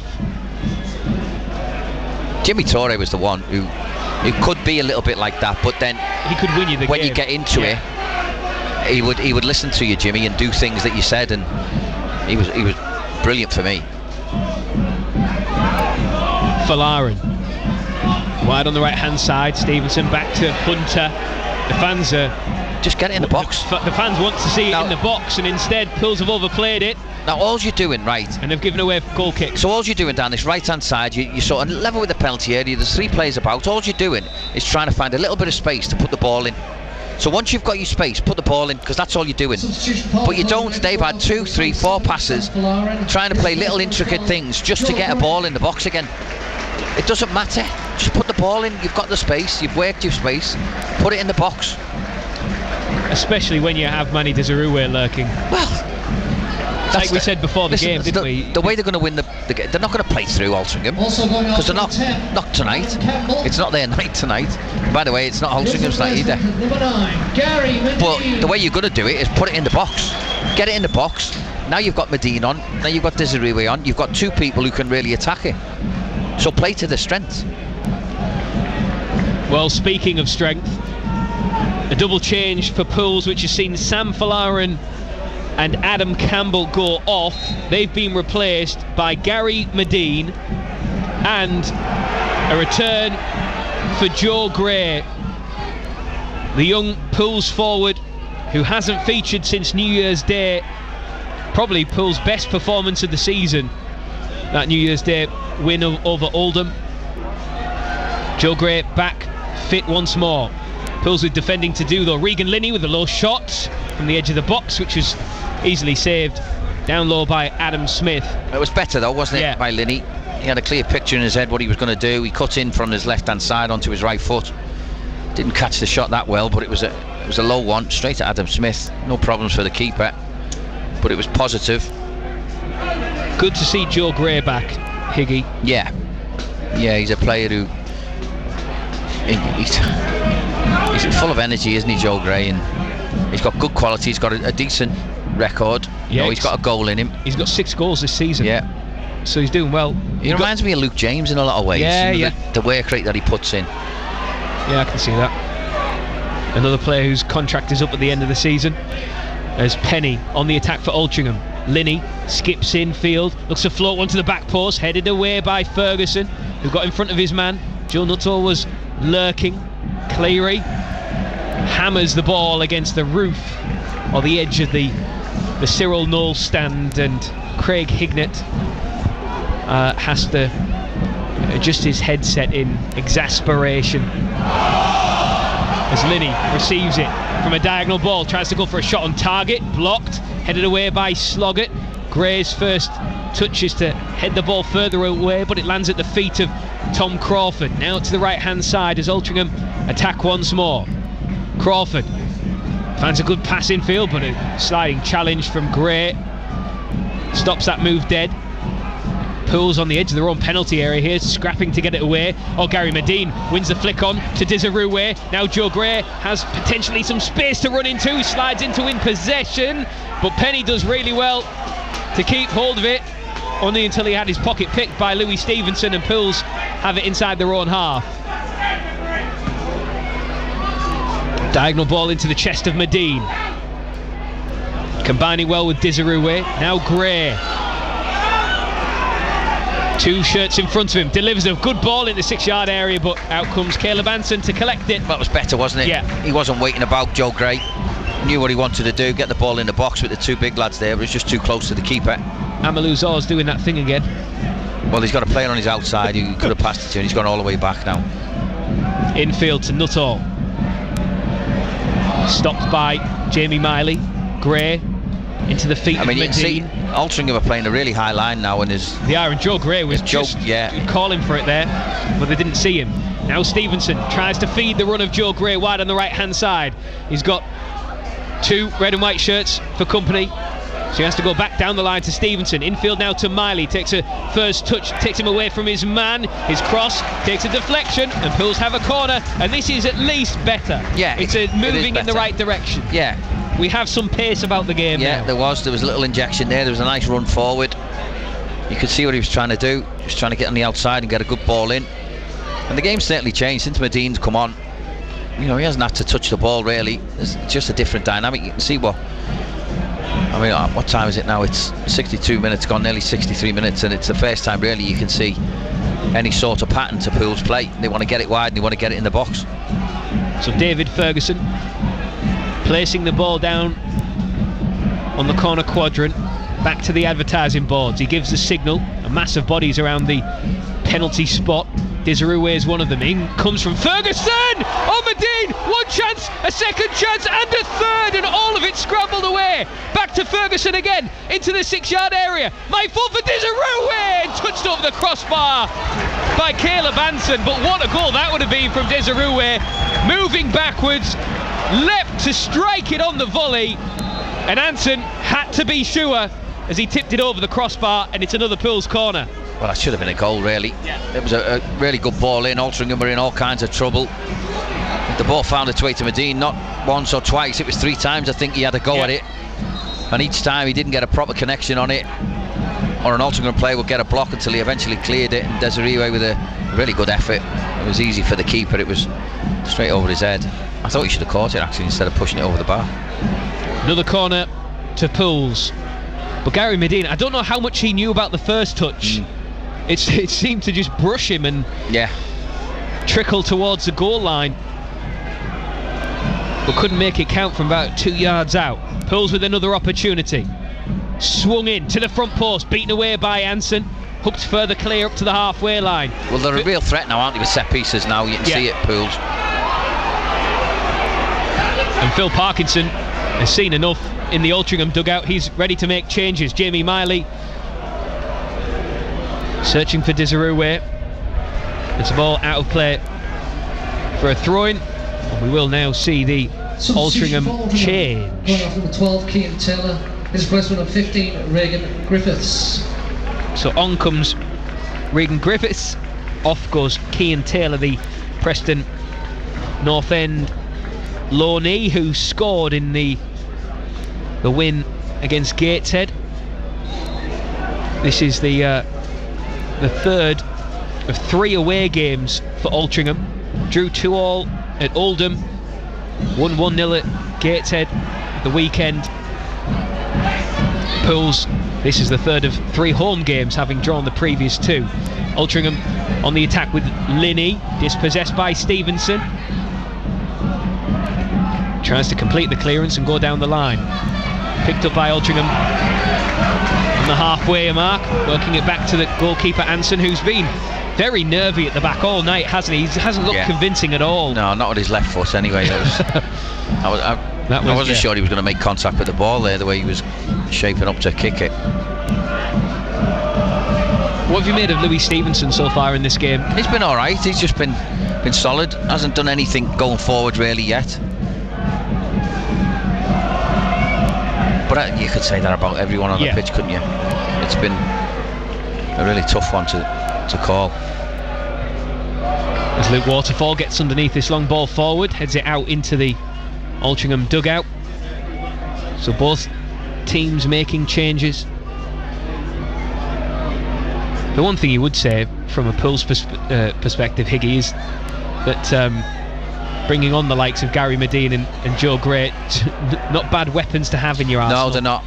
No, it's if you want to change it, the type of quality or type of players. Well, they've already had an effect. Yeah. You know, Joe's got on the ball and he's run about and he's made himself really busy. And Gary Medine, just by his presence being up there now with Manny Desiree, is obviously something else for the 2 centre halves to think about. Regan Linney. But the game is opening up, actually. It is, yeah. Rob. You're right. You're absolutely right. As Crawford finds Amaluzor onto his right foot, runs into trouble, bounces back up off the pitch though, and pulls clear up to Medine. Controls it on his chest out to the right-hand side. Wanted Cleary to carry it on there, and he does eventually. Cleary across the halfway line, infield back to Medine. Now Joe Gray, Manny Desiree in front of him. If he can find him, it's to his right. Desiree inside the box, in space, and his shot is blocked and closed down by James Jones. Pools have another corner, and the Altrincham defence is creaking. Yeah, and I think it was Banks who actually got across and managed to get a block there. Desiree just out-muscles. I think it was Jones who he out-muscled and then got a strike away. But they broke quick there, Pools. And it is Pools asking all the questions. You know, they'll be dangerous to set pieces. Generally, Ferguson puts in a decent ball. If he puts something in anywhere around the 6-yard box, you get the big lads attacking it. Well, the last corner, I'd put this right on top of the keeper because he looks a little bit shaky, doesn't he, with bodies around him. And right now he has Joe Gray underneath his nose, and he has a red and white shield around him. Ferguson with the delivery. Oh, and I tell you what, Caleb Anson got there, but Luke Waterfall wasn't far behind him. Back into the box, but Altrincham able to work it away. Regan Linney tries to run it up to the halfway line, but stopped in his tracks as Crawford looks to switch it to Joe Nuttall. Gets his head to it, but it's working backwards. Waterfall collides with his opposite number, and Pools have it with Stevenson. He's got Gray on the right. He takes up that option now. Gray edging into the box, right-footed, low towards Desiree, but cleared by Banks. I tell you what, man, he's lucky he hasn't been booked, isn't he? Because he's had 4 or 5 fouls like that. That was a little late one there. Banks done well to get in front of him. But it's all Pools. Yeah, they're the ones asking the questions. Well, this is what it was like on Saturday at Maidenhead in the dying few moments, when again it was another poor game that sort of sparked into life in the 89th minute, and we had 8 minutes of stoppage time. That's where all the chances came, but Pools, for all the domination, couldn't find a breakthrough. Can they change the story this time? Miley towards Desiree, doesn't reach him. Pools are claiming that it came off an Altrincham boot. The referee disagrees. It is a goal kick. 70 minutes gone, Pools 0, Altrincham 0. Well, this is much better. Good run from Miley, midfield. Worked his way down to that left-hand side of the box and then put a lovely ball to the back post. Manny Desiree wasn't a million miles away. Had a little lunge at it, but he was well marshalled, it has to be said, by the Altrincham defender. I think it was Banks again. Greg Sloggett almost breaks into space down the left, but has that move abruptly ended, and the ball out into the Cyril Knoll stand for a throw-in as Preston have equalised against Millwall. Preston 1, Millwall 1 in the Championship. Here in the National League, very much still 0-0, but Pools have looked bright since making the changes. Joe Gray, Gary Medine on, Sam Falarin, Adam Campbell off. Long ball forward. Desiree can't get there. And Regan Linney tries to turn Jack Hunter inside out there, but Hunter did well to stand his ground. Desiree digs the ball out of his feet midway inside the opposition half. Ferguson out to Cleary, hugging the touchline over on the left, as he does well to turn past his man beautifully. He keeps going. He's got two red and white shirts around him. His cross hits off the post of Caleb Anson, who was very relaxed about that. Well, he was, wasn't he? He must have watched it all along, but it's hit the outside of his post. He must have been really confident that he had the near post covered. But he should never get in there, should he? Well, he did really well to make something of it. He reached clear. He had nowhere to go. There was two Altrincham players around him, and the next minute he was down the outside of them, putting a dangerous ball into that near post. As the attendance has been confirmed, so just for context, on Saturday, 3,631. It's down by about 300. It's 3,302. That includes, though, 169 who've travelled from Altrincham. And now Justin Amaluzor is down and needing some treatment. And Phil Parkinson is going to make further changes. I think he needs to. His team stopped playing. They're under a bit of pressure. Pools have stepped on a little bit, and I have to say they're playing much better now.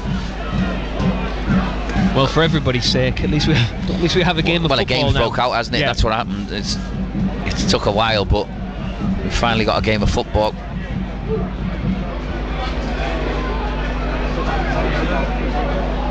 Altrincham not making the change yet as Pools take this free kick. Waterfall from inside his own half. Goes up to the edge of the Altrincham box, but it's cleared. Amaluzor now feeding the run. Out on this left-hand side for Penny. Tries to knock it into the channel, but takes a deflection off Louis Stevenson. It'll be an Altrincham corner. Their fourth of the game.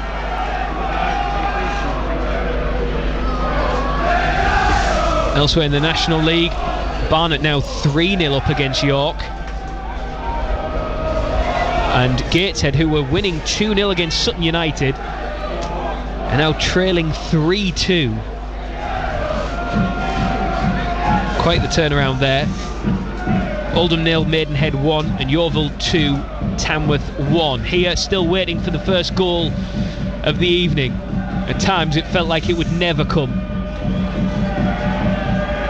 Corner to Altrincham. Osborne to the back post. Smith gets something on it. Might fall for Crawford at the angle. Cuts it back. Linney! Pinball inside the area as it's hooked away by Stevenson. But back come Altrincham once more. It's their turn now. As Osborne runs into Gray and Stevenson, and then Sloggett can complete the clearance. Desiree will chase it, but it's all in vain as the red and white shirts of the Robins are in possession. Osborne, the ball at his feet, hugging the touchline on this near side. Back to Crawford, the deepest lying of the midfielders. Now Osborne once more, looking for that ball into Joe Nuttall in the box, aren't they? Nuttall's trying to get between both Ferguson and Hunter.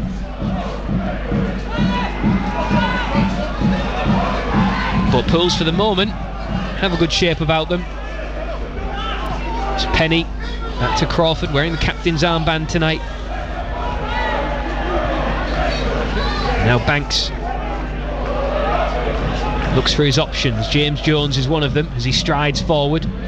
Amaluzor runs into trouble and he runs it straight to Cleary. Now his forward pass, his through ball is to Joe Gray, who meets it. We've got bodies around him, skips between the pair of them, tries to do it again, and this time loses out as Altrincham work it away. Just tried to beat his man twice there. Yeah, he did. Tried to go through the middle of them, and he did, and then tried to cut on the outside again, but decent tackle.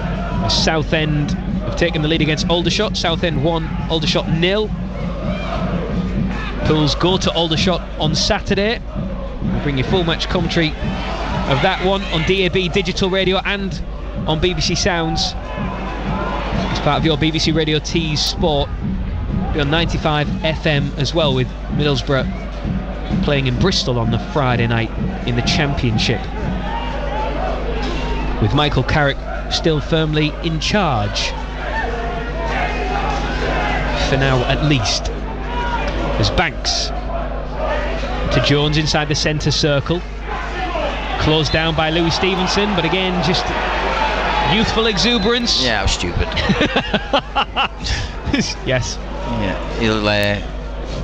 That's just experience. That he had the player right where he wanted him. Regan Griffiths it was, with his back to goal.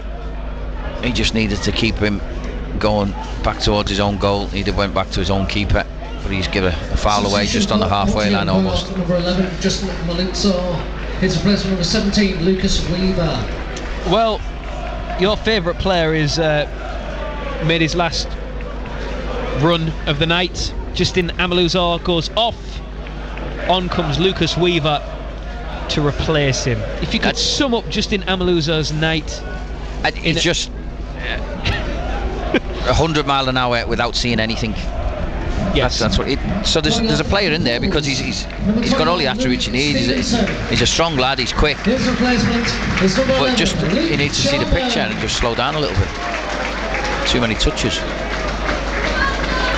I remember when Adama Traore was at Middlesbrough, or as Adama, as Tony Pulis liked to refer to him, and we were working with him because he could run so quick, because he was so fast. We were saying you have the time and the ability to take your foot off the gas a little bit, give yourself more thinking time. Yeah, but they can't. As Pools make a double change, Jamie Miley, Louis Stevenson going off, Luke Charman coming on, as is Nicky Featherstone. And Nicky Featherstone entering into his 11th year at Hartlepool United. Craig? Yeah. I mean, that's a hell of a servant for the club, considering as well at the start of the season he was very much out on his ear. Well, he was, yeah. He was. It's happened a couple of times with Fed where he's either turned the contract down or hasn't been offered one, and then he's ended up back at the football club again. But he's been a really good player for Hartlepool, Nicky Featherstone. He's one of them players where you hear things about. It's Nicky Featherstone, it's Manny Desirue, tries to find Gary Medine, and Medine has fouled his man inside the Altrincham box as he was chasing a bobbling ball. And it is a free kick to Altrincham inside their own penalty area with 78 minutes on the clock.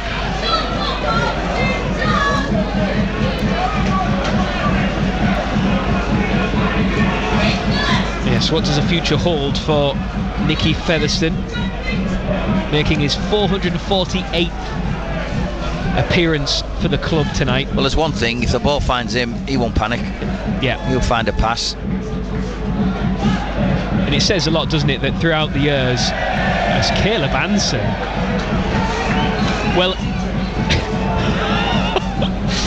in a night where many passes have gone astray, that was probably the worst of them, as Caleb Anson, from the free kick inside his own penalty area, just put it straight out of play for a throw-in. And I think that's gone 50 yards from where he wanted it to go. Luke Charman finds Joe Gray, back out to Charman on the touchline, on this near side, delivers a cross, it's away from Medine, might fall for Sloggett, controls it 20 yards out, infield to Featherstone, who doesn't panic, finds space, and Desirue inside the box, and it's intercepted by Banks at the vital final moment. Joe Banks has done really well for Altrincham on a number of occasions, getting blocks in and last-ditch tackles. I said about Nicky Featherstone, a little bit of quality there on the edge of the box. Yeah. Altrincham plays all round him, thought he was going to shoot, he just slipped it to Manny Desiree where he couldn't get out of his feet quick enough. Banks was right over with a sliding challenge. But you'd have to say, if anyone's going to win it, it's Pools. They look the most likely at the moment. Yeah. As Joe Gray receives it, Featherstone, that calmness in possession as he tries to pick out Charman, who's peeling away down the right. Charman is judged to have fouled his man as the ball ran out of play. It's a free kick to Altrincham. The edge. That's a little bit embarrassing. I'm not even sure that was a foul. And the home fans will tell you exactly what they think of it, and they had a good view on this near side in Il Cooper stand. That's Matt Penny, isn't it, who's gone down. All Charman did was try and battle for the ball with him, and he's gone down holding a hamstring. Whether that's a hamstring injury, it's nothing to do with the challenge. Because if that's a foul, you're giving... Oh, he's gone down again. Yeah. Oh, he's right by the touchline, so surely he can hop off. And he's about to get booked. But he's about a yard from the touchline. If that. Literally, if he rolls over, he's off it. Yeah.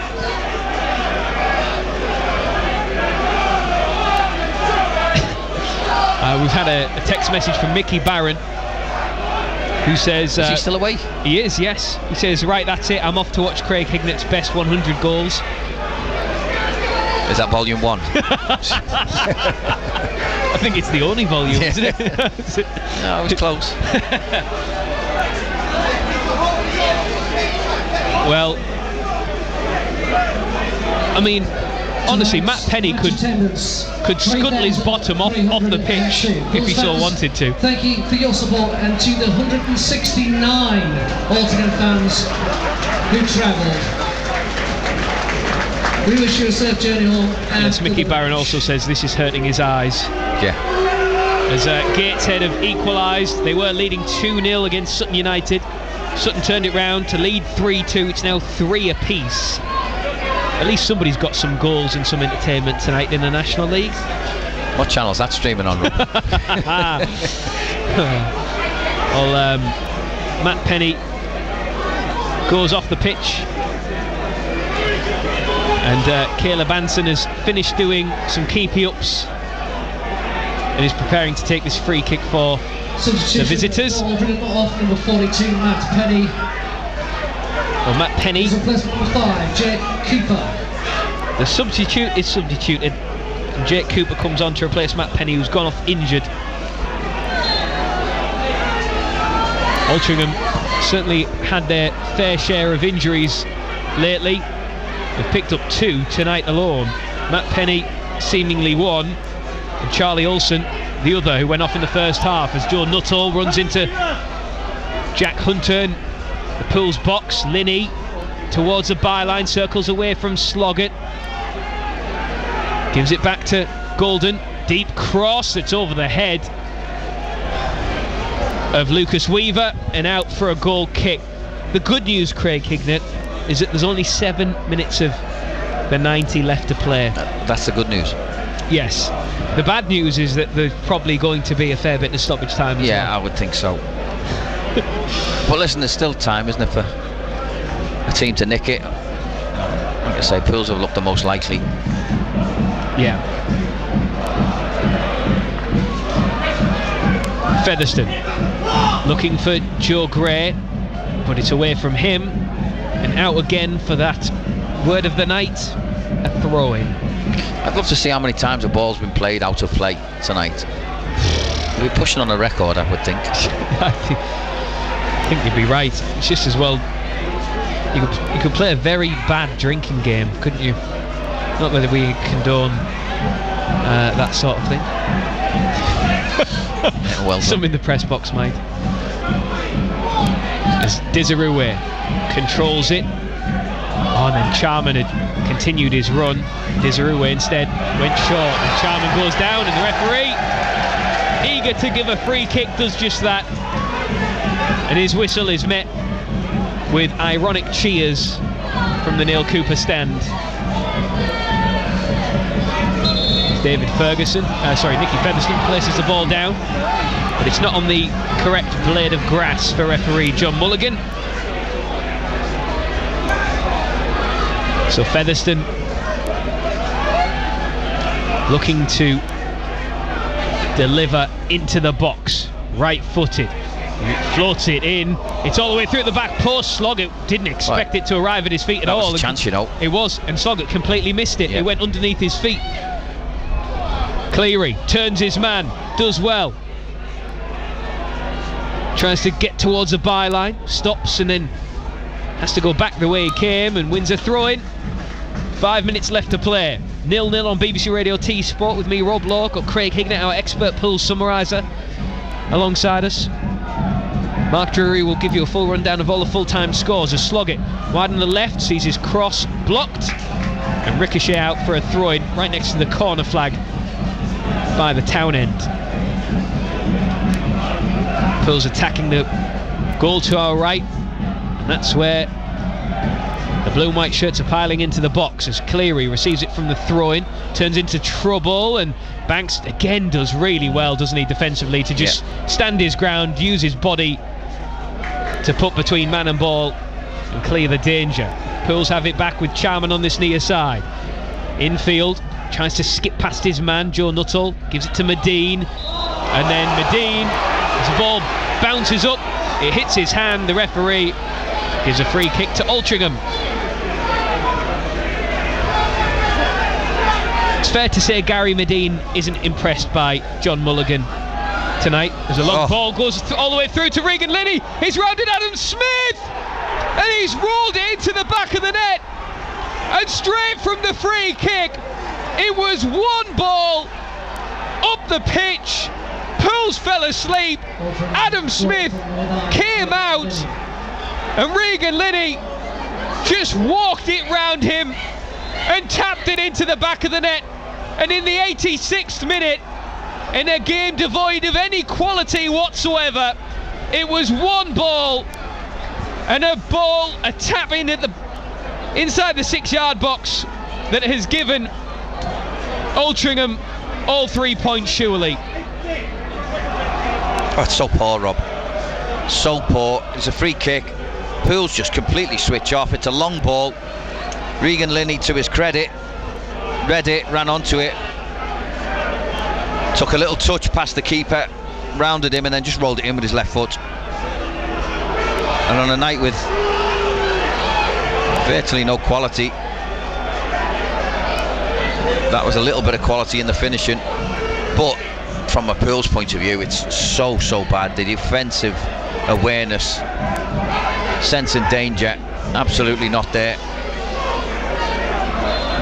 It was one ball, Craig. Yeah, and they had a defender there as well who he could have pushed up, because it was only 1v1 really.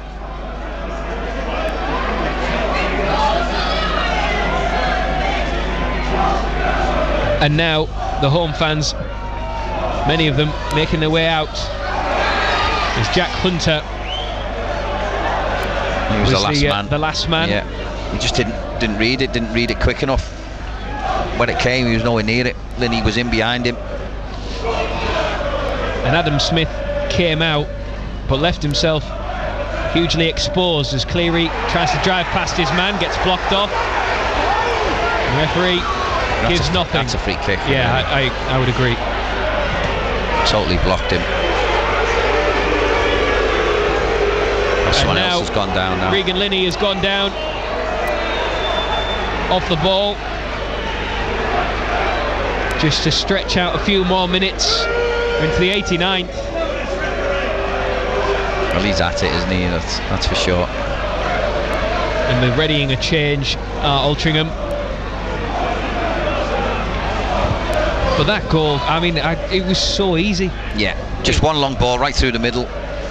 Hunter didn't read it, didn't spot the danger. well-timed run from Linney, and the finish was good. You have to say that he was really calm with the finish. You can tell he scored a lot of goals this season. Took a really nice touch with his right foot, rolled it in with his left foot. So Carell Redding comes on to replace Regan Linney, who has scored his 19th of the season tonight. Now makes it 4 in 5 games for him.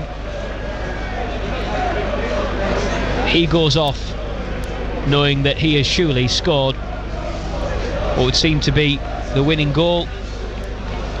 Many of the home fans making their way out to the ground, and the frustration from the Poolies in attendance, and no doubt those listening to us at home, only grows. And we said it on Saturday, but it bears repeating. Oh, another cross into the area, looking for Lucas Weaver, who was arriving. Just flicked off his hair, and Pools clear it over the halfway line. Medine can't get there. Infield it comes to Griffiths, and then that's overhit, and it's another throw in for Pools deep inside their own half.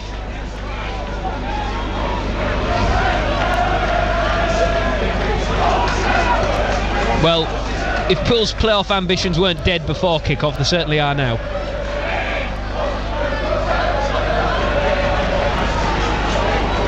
As Banks wins it from Cleary, but Cleary does well to track back and intercept. Yet another throw-in for Altrincham, parallel with the Pools' penalty area. And the Altrincham fans away to our left, 169 of them who made the trip tonight, are celebrating because they'll be going 6th in the National League table. And again, this is more danger. Cut back inside the area, another shot, another goal. Lucas Weaver adds insult to injury. Altrincham make it 2 in a matter of minutes. And yet again, all too easy as the substitutes combined. Redding cuts it back. Weaver was there. Pools were asleep. And it's Pools 0, it's Altrincham 2, and that is that, both in terms of the game, and you might as well say the playoffs as well. No, listen, Pools are all over the place now since they conceded that first goal, and I mean the two substitutes there combining, but it was Redding, I think, who he flicked the ball up actually, and he was closed down. He should have been tackled. Then he flicked it again, got round the other side, then just pulled the ball back. And he was surrounded by players when he was doing this. Not one of them put a foot in. It was just so easy. One of my pet hates, Rob, is when someone closes someone down but just stops then, and just stops. Instead of closing someone down, actually trying to win the ball, get a foot in, make it difficult for them. Don't sell yourself, but try and win the ball. They didn't. They just stood off him because he was in the box. They flicked it twice, then just cut it back for an easy one, and it was a good finish again. You know, Weaver just placing it to the keeper's keeper's right, sorry. And you have to say, you know, after Pools looked a better team in the second half. You know, you have to say I think they shaded the second half after a really poor first half, and then just conceded 2 unbelievably sloppy goals. And you can't win games if you concede goals in the manner that they have. Joe Gray back to Jack Hunter inside the centre circle, but it's all now just a formality. Charman from the touchline, is it off to Sloggett, delivers into the box, cleared by Altrincham. Out it comes to Charman once again, traps it left footed into the back post. It might arrive for Medine. It's scrambled down. Does it cross the line? It doesn't, according to the linesman, as Caleb Anson collapses on top of the ball in the goal mouth. And it very much remains Pools 0, Altrincham 2. He's had a couple of them, Rob, hasn't he, in the game, where the balls have been right across his 6-yard line. We've seen one in the first half when Desiree hit the post with it, and he was fortunate to get the rebound. He was fortunate there again. Ball to the back post, cut back. Couldn't get enough on it, I think, Medine. And he was fortunate that he was in the right place again, but there was no power on it, and he just fell on top of it. Well, straight from that release of Caleb Anson, Joe Nuttall making his presence known. Had Adam Smith scrambling away to his left, and Altrincham have fathomed a corner out of absolutely nothing. Their 5th of the game in what will just about be the final action of a wholeheartedly frustrating, abject evening under the lights for Hartlepool United.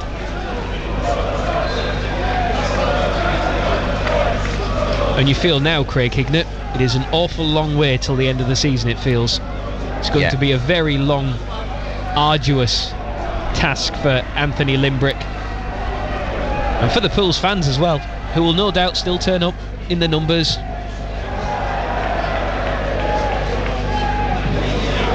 But it's going to be a difficult end to the season. It looks that way, doesn't it, Rob? It certainly looks that way. You've got players out of contract, other players who are in contract who may well leave. It's not about Manny Desiree. Yeah. But it's hard to see how you can change things with the personnel that he's got. But he's got to find a way to do it. At least to give someone something to shout about between now and the end of the season. But also, if he wants to keep the job, if this is his audition for the job, he will want to clearly try and put his best foot forward. But the situation that the team finds itself in is probably not the best environment in which to do that. Featherstone with the free kick. The Pools have won midway inside the Altrincham half. Lifted into the box, easily cleared again by Altrincham. Featherstone leaps for it. Sloggett helps it on to Charman out on this channel. Gets away from his marker into Joe Gray. Manages to keep it in. Running at his man. Back to Charman. Swings his right boot at it to find a cross. And Pools have a goal back. It was headed in by Nicky Featherstone. It's Featherstone's first goal in about a year, but Pools salvage a little bit of self-respect at the end of an awful evening. And Nicky Featherstone, of all people, and the longest servants for the club, gets on the end of a cross to head past Caleb Anson. It's Pools 1, Altrincham 2. Charman's put a couple of decent balls in, and that one was right on the money again. Nicky Featherstone just took a chance. Got a good connection on it, down low, made it difficult for the keeper. He got something on it, the keeper. Well, that's it, Rob.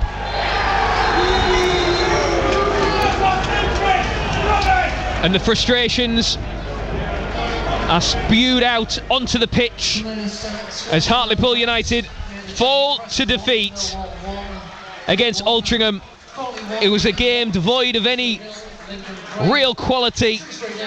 The only quality shown was from an Altrincham perspective when Regan Linney, one long ball, he got the beating of the defender, got the beating of the goalkeeper, who he rounded and rolled the ball into the back of the net. Altrincham then made it 2 with Carell Reddin, lifted the ball over the head of the chasing Hartlepool United defenders, who didn't dare touch him, and he put it on a plate for Lucas Weaver, who was able to steer the ball past Adam Smith to make it 2-0 on 91 minutes. And then Nicky Featherstone heads past Caleb Anson from a Luke Charman cross to salvage at least a shred of self-respect for Pools. But any hopes of a playoff were very threadbare before a ball was kicked this evening. They've absolutely evaporated now. And as the players make their way around the pitch to applaud the fans, and Anthony Limbrick does the same, a penny for his thoughts tonight, because the job is his to try and lead them until the end of the season at least. But what a job it is. Pools fall to defeat. It ends Pools 1, Altrincham 2. And Craig Hignett, Poolie Boy at BBCT Sport on X, I think perhaps has summed up the feelings of most, if not all, Hartlepool United fans when he says, "That's it, Poolies, the season is officially over. Pool's now 7 points behind Halifax in 7th, with still 13 games to go, but we know the situation with the games in hand that Halifax, Altrincham, Gateshead, Southend and Rochdale have. It's not going to happen, is it? No. I mean, 7 points at this stage of the season is a really difficult thing to claw back, and especially with the form that they're in, Mark. You know, the game tonight was a really hard watch. It took till about 65 minutes, 70 minutes before they even got going and started putting consistent pressure on the Altrincham back four, but didn't have the quality to break the deadlock. And it was actually a defensive lapse, a lacking concentration that changed the game, really. It was a long ball from Altrincham, and Craig, it was a really poor one. Regan Linney should never get in with a ball like that. If that was a kids' game on a Sunday morning, you'd be doing your nuts, wouldn't you, in the dugout or on the sideline? Well, you wouldn't be happy because it's easily avoidable. I mean, the space between it, from a long ball to where he missed the ball, that was still a massive gap. I don't know why he was that deep in the first place. But once he is that deep, and he is going to drop, then he has to make sure that he does drop with Linney and goes all the way with him. But he got caught a little bit ball watching, a little bit knocking off, and next minute, if the ball's good enough, it's over your head. And listen, it wasn't by skill that it was good enough, it was more by luck, because it was just one long punt up the field. But from then on, it was always a struggle for Pools to get back into it. I always thought that they were going to go and collapse, and they almost did. You know, they scored the second goal. I know they got one back at the end, but it was too little too late, really, for them. They huffed and puffed and had a little go for the last 25 minutes, but that's all you can say. Ian's been in touch on the text, which is 81333. He says 2 points from a possible 9. No direction, no plan, no spirit. Seriously regretting my already purchased ticket to Aldershot on Saturday. And that is, you know, that's the thing, isn't it? Not Aldershot, but these 3 home games that so much store was placed on have yielded 2 points. These were the games that were going to define Pool's season. And they have. And they have, yeah. You're absolutely right, they have. But not in the way that I think many had hoped and had dreamed of.